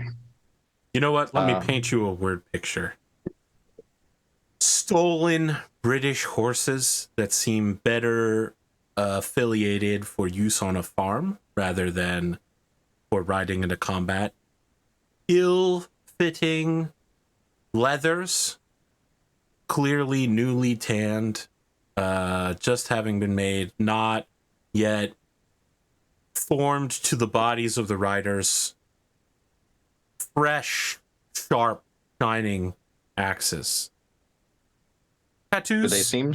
Do they seem skilled with them?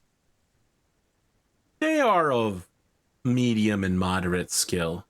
Okay. I think as the wing flankers, as your young knights collide with them, you get the idea that they are of similar skill levels.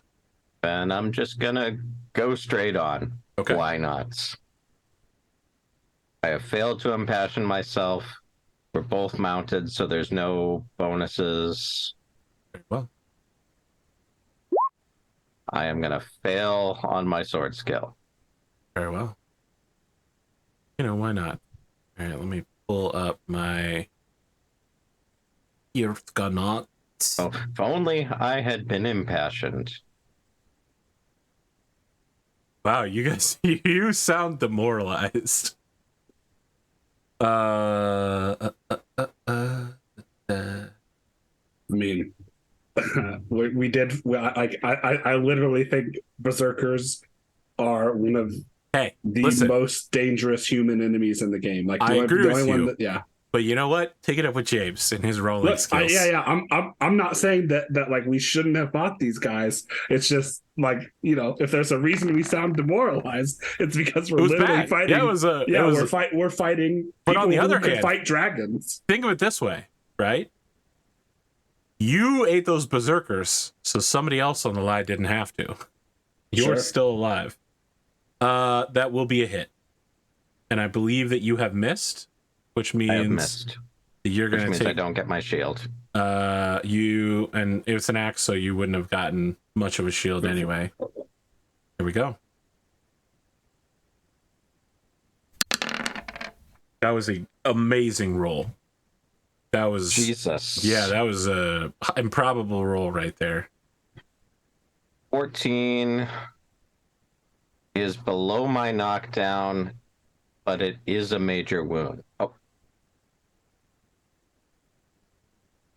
So you will need to test horsemanship. And then it's below my knockdown. It goes off the damage before you're on. Yeah, damage before. Oh, damage before, yeah, you're right, before, you're right. Yeah. I succeed horsemanship, stay in the saddle. but I immediately age. Okay, let's get that book. So I Do you do it immediately, or do you do it when you actually get the surgery for it? No, it's immediate. I think it's immediate. So I think I should have done surgery needed, and I test for aging, which is a 2d6. Is it 5? Which table is it? Say 5.3 or 5.2? I think one. 2. Okay, so you roll to see the number of. I roll to see if I lose attributes. 11. I lose 3 attributes. Holy shit! So 3 1d6s. This battle has been brutal, and we're on the second round. A 1, a 6, and a 1. So I lose two size size. twice. Oh Yeah. boy. He hits you so hard you get Mario'd. I could be laughing. This is really bad. One of your spinal discs just pops out your back. Oh yeah, you herniate a disc real quick. Spend the rest of your days waking up in the morning going, oh, okay, I gotta use my elbows to push myself up off the bed. And I tick surgery needed. I'm sorry, Glimo. I rolled for my aging. I rolled an 8, which is 0. 0 loss, yeah. Incredible. That brings me to 7 HP, which is my unconscious. Okay, Remind me you're how going down. that works. Well, you're unconscious. You're out. That's it. I'm Yeah, out. I think. Yeah, I believe so. I thought that. Well, we've done this that once means there's a before. roll, right? Yeah, well, there's a squire roll to have the squire pull Well, no, you off. I thought if I Hang on. hit my unconscious, that means I have to roll to stay conscious. So it's if you have to make a roll against the amount of hit points you have left, and like so you're rolling a d20 against 7. Against 7. Let me find unconscious here. No, that's if you take a major wound, you have to roll that anyway. When you go below your unconscious threshold, you're unconscious regardless. Yeah, when characters with current hit points below the unconscious value, threshold, I'm not below. Yeah, below the unconscious threshold or below the unconscious value are out of action. So you're not below it, but I'm you not did take a below it. major wound. But But I did take a major wound, so I have to roll for unconscious yes, Yeah, which is so- equal to a d20 against your current wounds. Yep. against my current hit points. correct. Yep. Yeah, so I can't hit points remaining. That's true. I tied. Okay, so that's fine. So So you you're stay conscious. conscious. Okay. And you need to leave. Or you can stay. Keep battling. What would you like to do? Well, any further actions once you take a major wound causes wound aggravation to set in. Okay, then yes, you You'll see. absolutely do need to leave. Yeah. Then I guess I'm gonna wheel off. Let's pick your favorite cousin to play as a young knight for the rest of this. We can. We're just you're our summoning last it, hope. boys. Yep. We're gonna do Follower's Fate, and there won't be anyone left to see. Follower's fate's going to be decided by the end of the battle. I am going to pick Kined, my bastard cousin. Okay, very well. Gwgan, let's Remind me throw where down. the young knight stat block is. It is on 202? page. I had it up here. Then I moved to check wounds.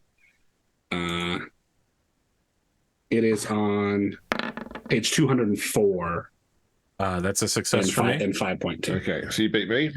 So I get 2 of my shield. I get another incredible roll with 22. So I take 7 wounds.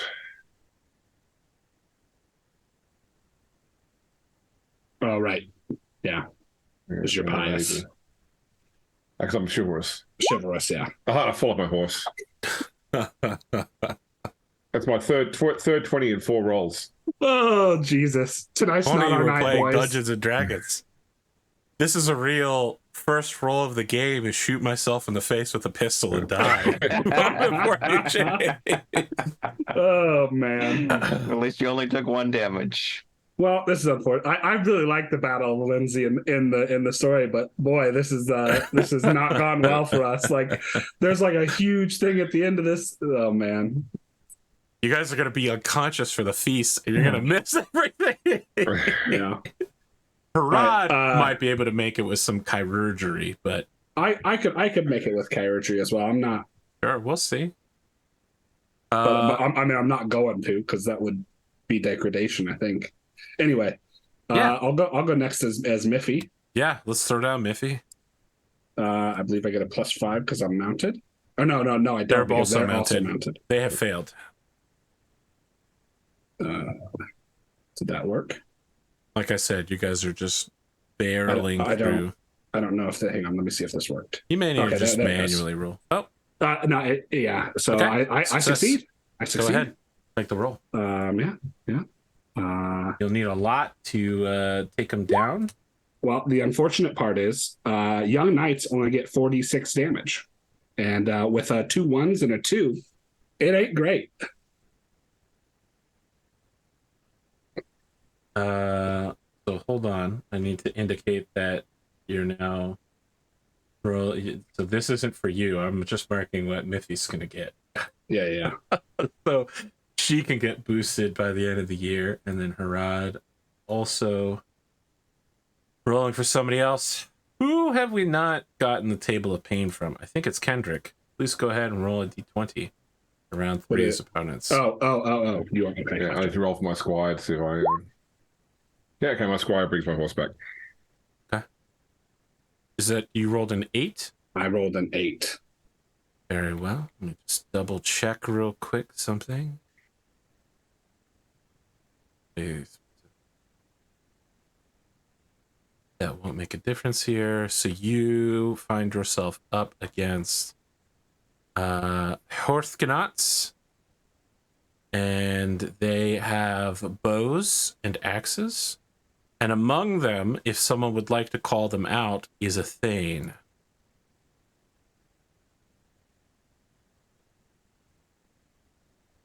If anyone would like to face a special opponent. I mean, did Herawd specifically have a conversation with his knights about how they need the money?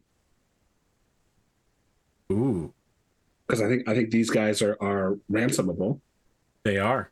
and a Thane would be a big chunk. But I'm not going to make that call, because the Thane's also probably going to be hella dangerous. You know what? I feel like the bastard of the family has something to prove and would absolutely go for the Thane. Okay, So he's going to push you're in. going. You're going for it. Okay. Why not?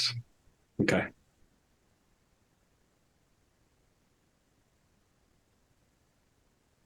These are all mounted. No. No, They're they not are mounted. not mounted. Oh. I'm trying to pull up stats for this Thane. They aren't in 5.2 apparently. They aren't in 5.1. You could use You're like a probably gonna Saxon use, warrior or a Saxon chieftain. It's almost certainly Saxon Chieftain. Yeah. Okay.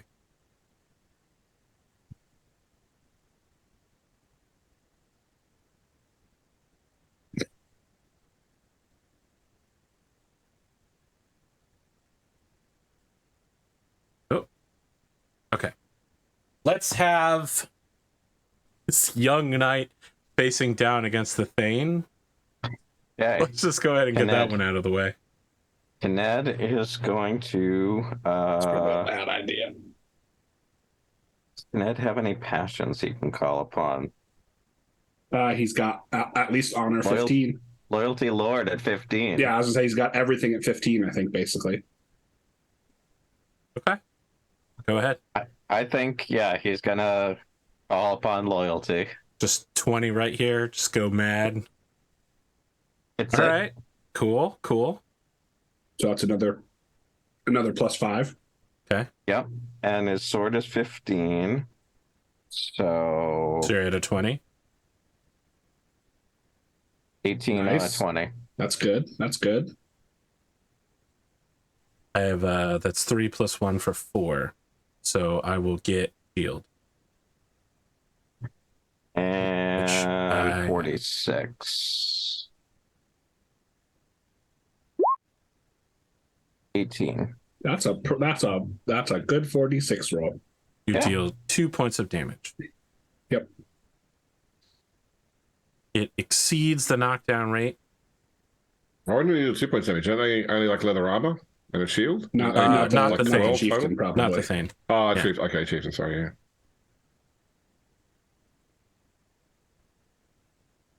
He does not hit the ground. And you haven't done anywhere near enough to make him capturable. You nicked him. But it was very honorable for you, to have succeeded. Where others failed. Where eagles fly on a mountainside. Yeah. All right, Kendric, let's get. We're going Mifa. Meefy. That's a success. Meefy. Yeah, I was gonna say Meefy. You think you can just throw an 8 at me? Well, face my complete failure. All right. I feel like I'll be saying that a lot. Like the next time I face you at Blood Bowl, face my complete failure. There we go. 18 damage. 18 will not be enough to kill them, but is it enough to go for a knockdown? I think it is. Most sacks. 18's the maximum. That is a failure. I'd like you to roll for your squire. Okay. Let's call squire a 15. If successful, you'll get a capture. Okay. For the fail. Nope. Oh. Like Sorry, all Glimo. Saxon snakes, he slithers away. Should have used a quick ball.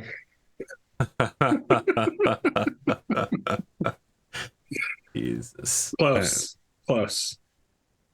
What's amazing is that if you had succeeded, Herawd would be the one to reap the benefit.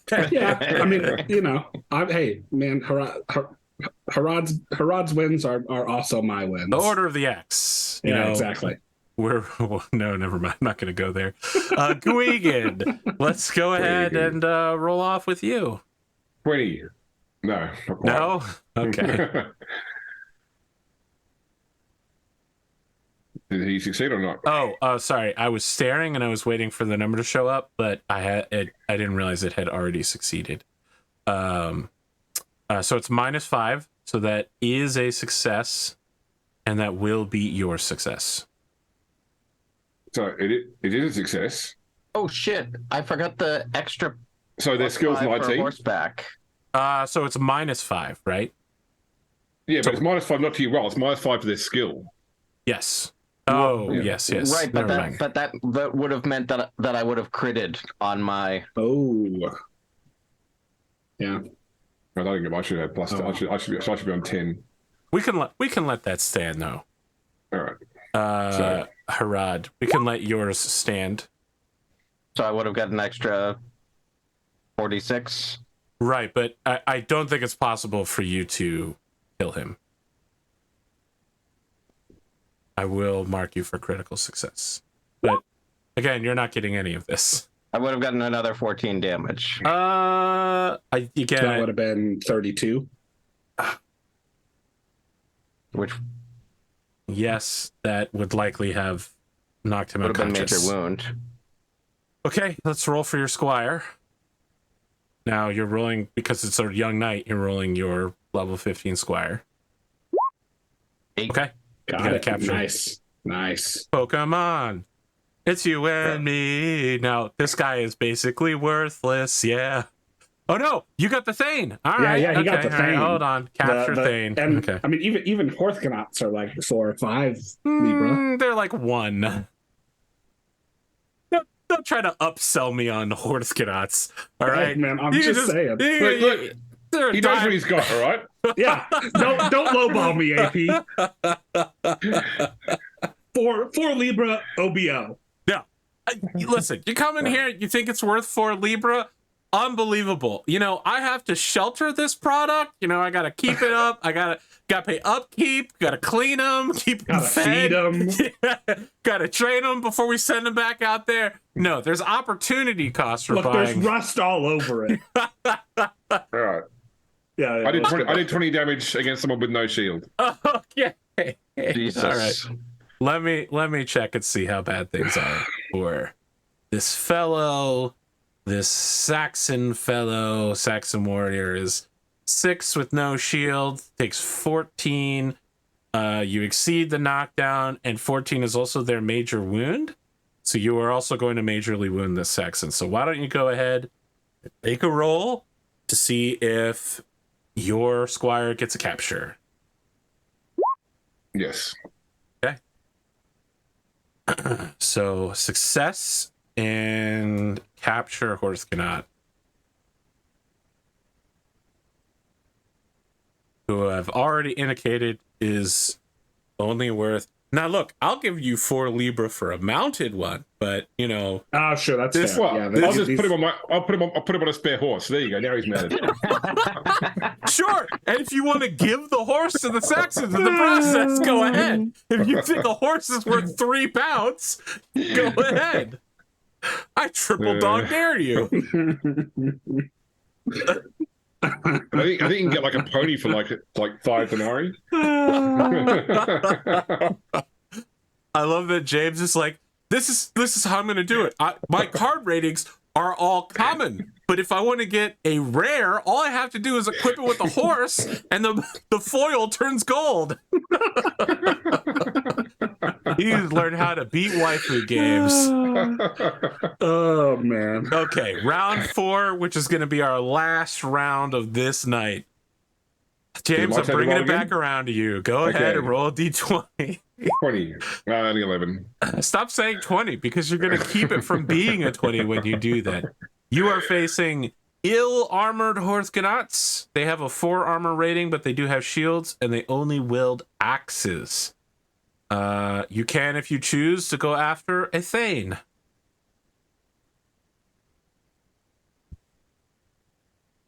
Come on, Glimo, how bad could it be? You've already taken down one thing. The first time. Yeah, you've already got good, one. Might as well go for 2. Good. Okay. Well, you and me, Glimo, let's throw down again. And they're not mounted. They are not mounted. 17 on a 20. That's bad for me. I basically can't succeed. I can only get a partial success. That is a partial success. I needed a 16. Because I have a 21. Minus 5 is 16. So I get partial success, so I will get shield for 10 points here. Sorry, he's a chieftain. Right, so he gets 10 plus shield. You deal no damage. Completely blocked. The irony there. I think if I'm looking at the same chart, that 15 would have been a crit on a regular Horthganat. Yes, but this is a Thane. Yeah. So if you were fighting a regular guy, you would have done great. No, because the Horthganat would have crit on a 15. Oh. Well. Oh, no, yes, but you forgot he's not mounted. Yes. Any skills dropped to 10. And the chieftain has a 21, but it's being lowered down to 16. 16, okay. I'm sorry, James. I can't make it happen. No matter how badly I want to kill Glimo a second time tonight, I can't make it happen. Not yet, anyway. Squaring up against Kendric. Meefy. Meefy the Beefy. Rolling to achieve a 10. A common 10. 15. So I guess. Oh no! Wait, I got an 11. Yeah, Did I? So Wow, it took a long time to show up. Yeah. So 11. Completely unguarded with 4 armor. This is where I get Sedokai, but I'm just gonna be. Yep. 6, okay, 4, 5, 5. So that's 16 damage on top of major wound. Okay, go ahead and check for capture real quick. Okay.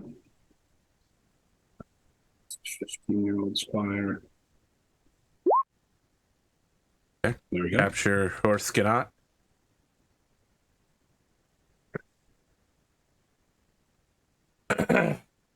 Look, all I'm saying is what could happen here is Herawd just gets a bunch of really burly farmhands in the near future who produce impressively tall babies. Gwgan. I'm saying your name oddly to catch your attention. Let's roll. Wow. That's a good roll. That's not bad. I need a 10. Tie. Looks like a push. Yeah, I disarm him because I have a sword. And he has an Yes, axe. you disarm. I will Stomp mark through you his- for His success. spear Axe. or whatever his axe. Yep, axe. Well, I thought this round was going to last a lot longer than it did. It went very quickly. So we'll do one more, just one more. Which brings us back around the clock to Glimo. Roll a d20 for me, if you please. Is it like 7 or 8 rounds about Lindsay? I know it's a long one. We are on round 4, and it's 9 rounds. Wow.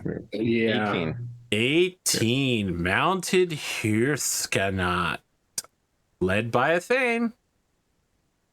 They have 10 armor and shields, so they are very well acquainted. They have axe and lance. Would any like to challenge the Thane among them who will be equally mounted? I see Spoon going, nope. Nope. No. Not even slightly. The bastard challenging the Thane, perhaps? No. No? Not this Okay. time. Well, then let's critically clash against mounted Herskanot. So they're mounted, so I only No get plus my... minus. You are still I am impassioned. You are no? impassioned. Let's go against you first, Glimo. 1 out of 20. Well, the great news is that if they roll a 20, they fail. They do not. They do not. They are going to hit I on get you your shield though. because they're hot-blooded. Check Do they have and an see. axe? He indeed does have an axe, which is what he's using, and he hits for 26. Is brutal. So I get 13 of that. 13 damage. And then you got to check to see if you are unhorsed, of course. I'm just checking what the stat block is here. Knockdown 14. Oh, right, that's before knockdown. Okay, so where is horsemanship? 10. Oh, that's not gonna be Yeah, young knights are not great. Listen, I didn't tell Glimo to bring these young knights, but they remain standing. All right, and Ed stays on his horse. Miffy. Meefy. Miffy? I Yeah, said Miffy. Oh, well, I said Miffy, but all right, Miffy. 14. I got a 7. Taking a hit. Right over the shield, rolling in with 23. So this will be against a 10. Oh, wait, sorry. I need to roll shield first. So 12. So I'm still going to make the horsemanship roll. I pass the horsemanship roll and take 12. So I take 11 points of damage, which is under my major wound. And I have 17 hit points left. Very well. Sir Gwgan. Oh, fuck's sake. Oh, no. no. Yeah. Oh, so Oh, we both no. failed. Oh, no. The only number that could have showed up that would be bad for me. The literal only number that could have been bad for me. The two of you ride at each other to failure. So it's a full round of fails in round 5, I see. Well, I mean, I got a partial success, but I'll count that, sure. Yeah, I mean, so did I, technically. All right, okay. I'll mark them down, even though these people will not be getting glory at the end of the year.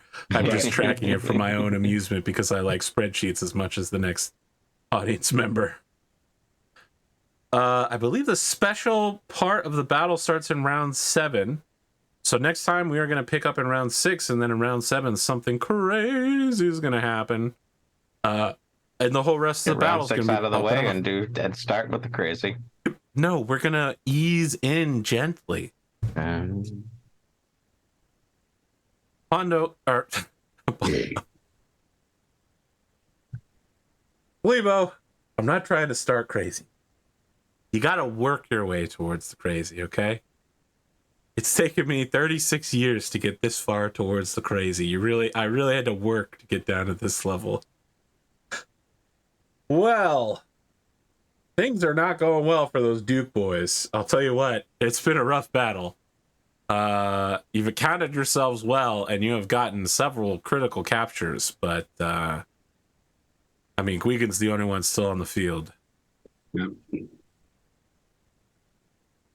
Other than that, we had some zany RP. Elliston has been revealed to be a trafficker of illicit information and booted out of Salisbury.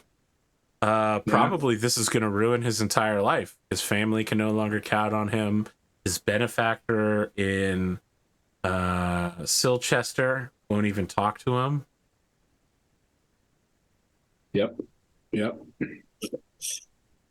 The dice roll the way the dice roll sometimes. Vengeance is the key here, Spoon. Yeah. I want to believe this is the beginning of you just getting a check every year and vengeful somehow. This is my vengeful era. Your vengeful era. What was it? My whisper towards the camera, slut era? Slut era. Vengeful era. I am vengeance. No, okay, no, not that one. I don't want your character to get rebooted every 5 years.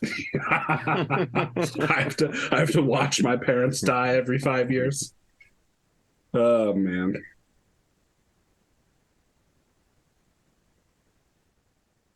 Yeah, I'm not gonna lie. I'm a little disappointed that we all got knocked out. Well, not all of us. Gwgan's still around, but that we got knocked out in the first couple rounds because Lindsay's a really fun battle. Yeah, like it never works out for me though when you guys get knocked out and I'm alive. Some painful memories coming back around, huh? Yeah. Well, you know, Herawd's not even unconscious. He just. But if he came back and did anything, he would fall unconscious immediately. He's super dead if he comes back. Oh yeah. Just he'll be upright at the end. He's just going to be chilling with the reserves. Not to rush the conversation too far ahead, but for scheduling purposes, are we good next week? I am. Yes. I should be. Yeah. Very well. Just as a secondary question to James, are we back on for Wednesday? The thingy, the Whitford. Yeah, let me check my Wednesday this week. 1 sec. And the new Celasta expansion, which we can bring Nero and the gang to. Well, that's true. Oh, and by the way, the audience vote was 100% for Nero returning. All 2 votes. Nero, the Bladesmith, or Nero the Bladesmith returning for Celasta. Yeah. Well, we stopped because the audience voted he survived the final encounter. Because remember how you were dead at the end of the encounter, but we asked you to decide whether or not Nero got up and survived. Yes. Yeah. Yeah, but then but we said we were going to let the audience vote on it, and then they did. Yeah. They did. They said he was live. That's it. Yeah. I need to confirm about Wednesday, just because I've got a meeting. I've got to work out whether it's in person or it's online. Okay. If it's in person, I'll have to leave early to go drive to it. But otherwise, it should be fine. Cool. You know, Glimo, you're an outrosing kind of guy. I'm Glimo. I would tell everyone to check out Drummer Boy, who's in chat. He's got new stuff on Spotify that dropped this week, and it sounds pretty awesome. What's been going on? I've been streaming some Cult of the Lamb because I've been bored, and they released a new expansion, and that's been cool. I've been watching. I just got Cthulhu Invictus Britannia and Beyond. It's a new flat book. Takes place about 300 years before this campaign in a Cthulhu mythos-ridden Celtic Britain. I'm going to read it. If it sounds cool and anyone's interested in a one-shot, we can maybe talk about that. Otherwise, catch me on AP's Discord. I play some Sea of Thieves more lately because they've got this cool mystery thing going that's half out of game, half in game. Sorry, Glimo. What was the name of that game? No, just don't indulge me. And that's about it. It should be noted, Drummer Boy made the theme for the upcoming show BattleTech Blades of Honor, which is filming its first episode this week. Maybe. We live on Rhinosaurus time. Did you agree with my description of the music? Walk-on music for Hunter McGregor, for those of you who are fans of I can still hear I can still hear the bagpipes. AP, did you agree with my assessment of yes, your Amiga? Yes.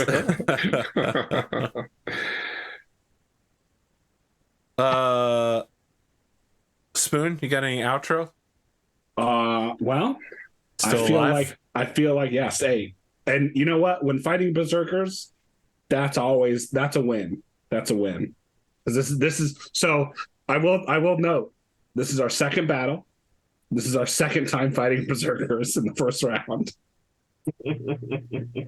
So I don't roll those dice. I let you guys roll. That's true. That's true.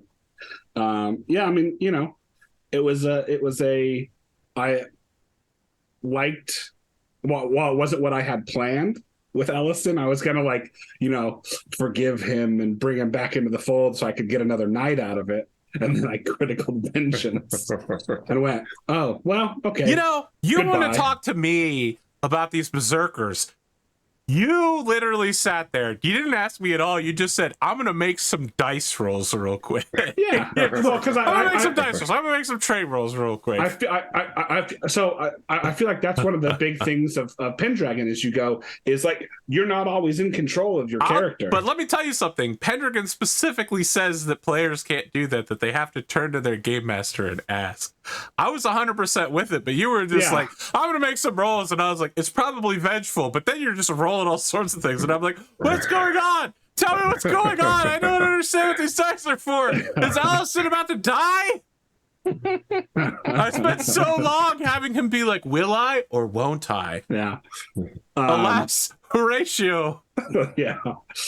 So no, I feel like that was a very interesting, and I mean I shouldn't even say was, because it's still ongoing, but it was a interesting storyline. I think this is a twist and turn that I didn't expect. But you're saying that I subverted the genre? Sure. Yeah. I did it. I reached Game of Thrones level. I subverted the genre, everybody. All right, back it up. Let's go. So yeah, but then, you know, I rode into a great axe in the first round of the Battle of Lindsay. But what are you gonna do? The way you say it feels like a Guy Ritchie movie. Some dude just helicoptered a great axe. He just full on, just like, whoa. No, I'm imagining like laterally, like you rode into it and it lifts you off your horse. The horse keeps going and you go backwards. Yeah, I kind of feel like that's how it went. Fucking 39 points of damage. What's that shark meme? Get rotated? Yeah, get rotated. Oh man. But I mean, this is Pendragon, man. Like, James, before I start outros with you, I want to note that during intro hour, after intro hour, and then after intro hour, during my discussion with Pondo, there were 3 discussions about whether or not you or one of the players should be hosting a in-character Blood Bowl. The coaches or newscasters get together and talk about Blood Bowl. Because people who are playing that Blood Bowl campaign literally can't shut the fuck up to save their lives. Every 2 minutes, the channel lights up white. One of the 2 channels devoted to Blood Bowl is just... I'm upset because I don't get this kind of engagement on my shows, all right? That was the Winter's Edge era. I could get that kind of engagement and people would like try to guess my mysteries, and I've accepted that I don't get that anymore. But James has somehow accumulated people who I know watch my other shows, I will not stop talking about Blood Bowl. What do I need to do this, James? How do I reach these kids? I'm having a fucking breakdown. People are so invested in Blood Bowl. How do I reach these kids? Anyway, do your outro now. All right, no worries. Well, as Arthur said, my life's all about Blood Bowl right now. The latest game I'll be putting up today, which is Spoon and Pondo. But yeah, no, that's going well. Other than that, I'll be back tomorrow for GFA. Correct, Arthur? Yeah, I'll be here. Yeah, that's it. Yeah, and my other bit of exciting. Yeah, crime heist. Crime heist. One of my bits of exciting news this week is I decided to try out using AI to help me write a session for a game. I ran Blades in the Dark on Friday night, and I used AI to help me write the game, and it was like the way AI talks to you sometimes was fucking hilarious. But the game went down well. I didn't tell the players until afterwards that it was, AI assisted writing. It was a filler episode. It wasn't tied to the main plot, but still it was an interesting experiment. Was it a Star Wars campaign and weird stuff happened to people's hands? Because AI are not good with hands. No. It was I said Blades in the Dark. Yes, but, I heard it, but I wanted to make an AI hands joke. And Star Wars is famous for people's hands getting chopped off. It's just hilarious because, so let me just tell you this. So I started off with, can you help me plan my next session for an RPG I'm running? Of course, I'd be happy to help you plan your next RPG session. Please provide me some details about your game, including the setting, the system you're using, and any specific ideas you want to have. Then I said, are you familiar with Blades in the Dark? Yes, I'm familiar with the Blades in the Dark setting. It's a fantastic game set in a dark industrial fantasy called Dustfall. The players take on the role of daring scoundrels navigating the trench. I know all this shit. Why are you telling me? And then every time I had a session, it's like, that sounds like a great idea. You can do it this way. So it was very encouraging. That's all I can say.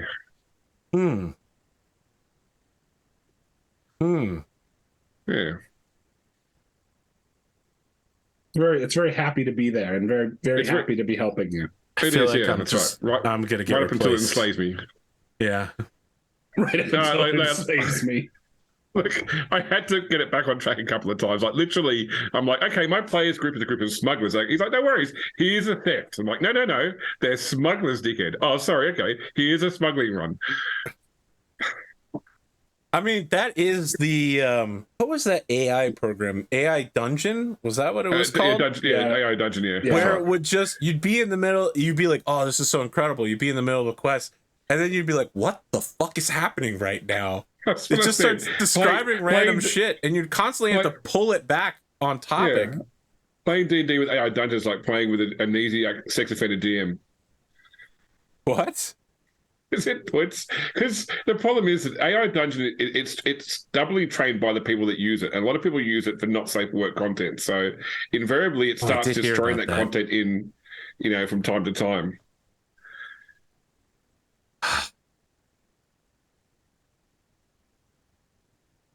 Okay, you know what? I'm gonna let that one slide. Hey, audience, I'm APGamingREAL. Next Saturday, you won't just get an episode of this show. You could also get an episode of a news show that was supposed to happen today, but didn't. The D&D campaign, Tapadachi in Another World, that I'm doing with the VTuber group Alvrea, will probably happen at 8 a.m. Saturday morning on the 27th, I guess. Could happen. Will Oath of Venom still happen tomorrow? Could happen. There's a lot of coulds that could happen in the immediate future. The content drought might finally end.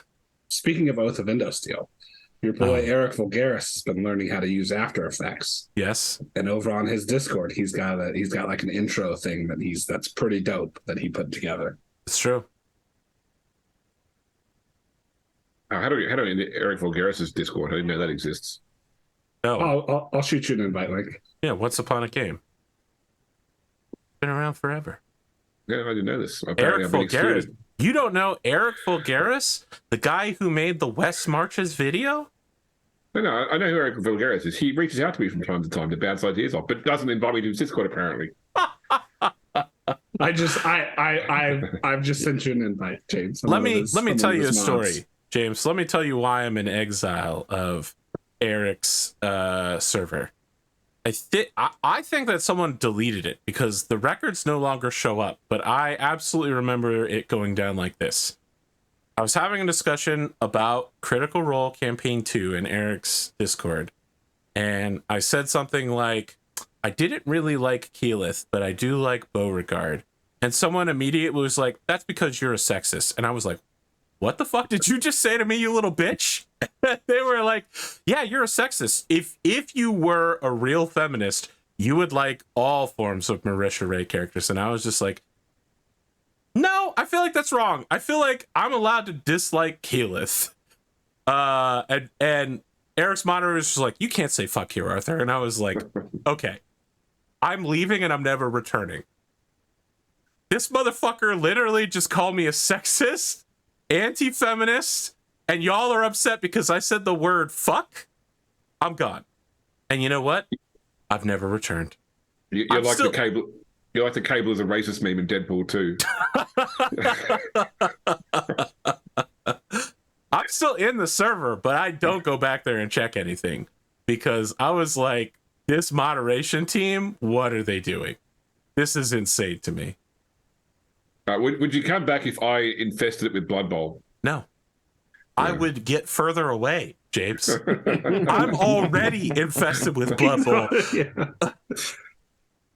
It's got Blood Bowl. I'm on Cotton server. Never made a single comment there. Maybe I should go and start to have Blood Bowl on Cotton server. You'll get Pondo involved.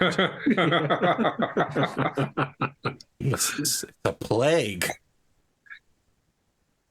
I feel like I'm not in enough Discords after this conversation. I've been removing Discords, muting them and putting them in specifics. Like you can group them into folders.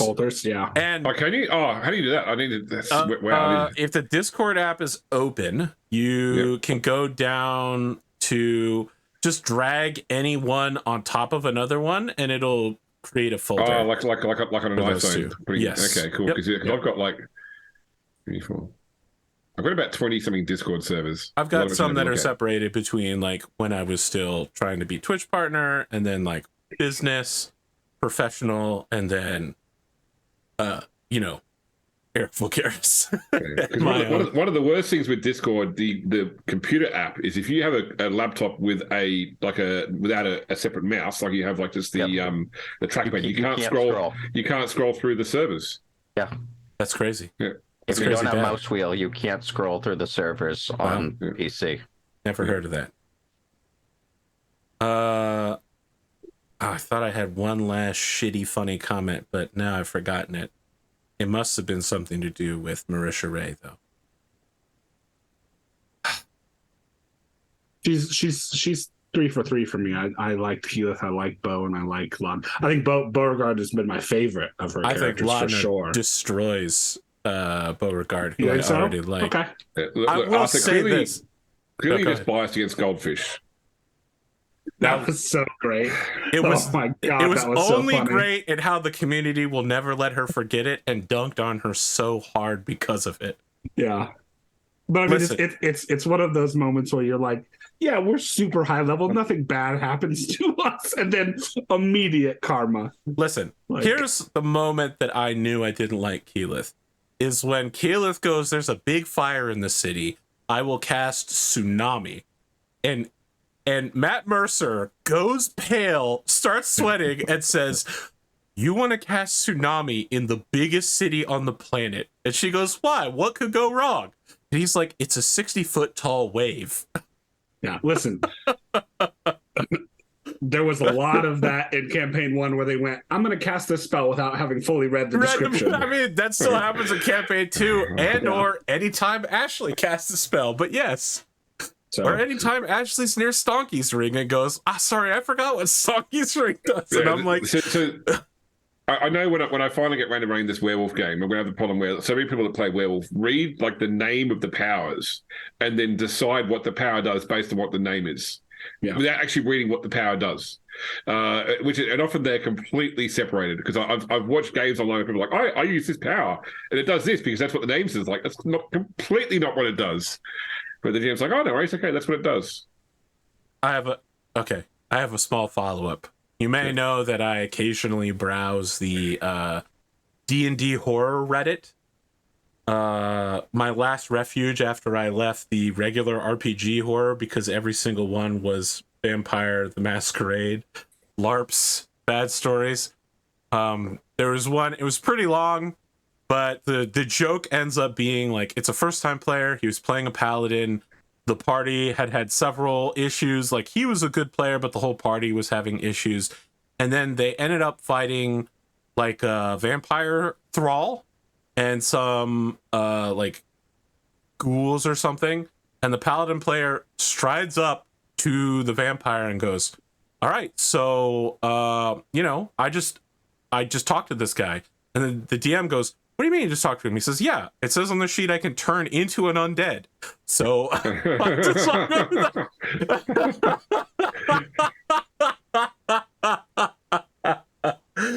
oh man. Oh no. You like that one, huh? That has always stuck into an undead. Yeah. I mean, listen, if you read Turn Undead, you would not think it was. Yeah, I mean, you know, but like if you didn't all have you an read was Turn extremely Undead, Catholic movie watching background, you would not know what Turn Undead did. Yeah. Yeah, it says here I turn undead. What's up, brother? I got one of you. Yeah. Like, how do you do, fellow kids? Okay, we're a little past time here. I keep adding stories on. Final notes before we wrap up this session, which has more or less been a disaster for the party. Yeah. Hey, go check out the Brew Bowl on GrimDarkJames podcast YouTube.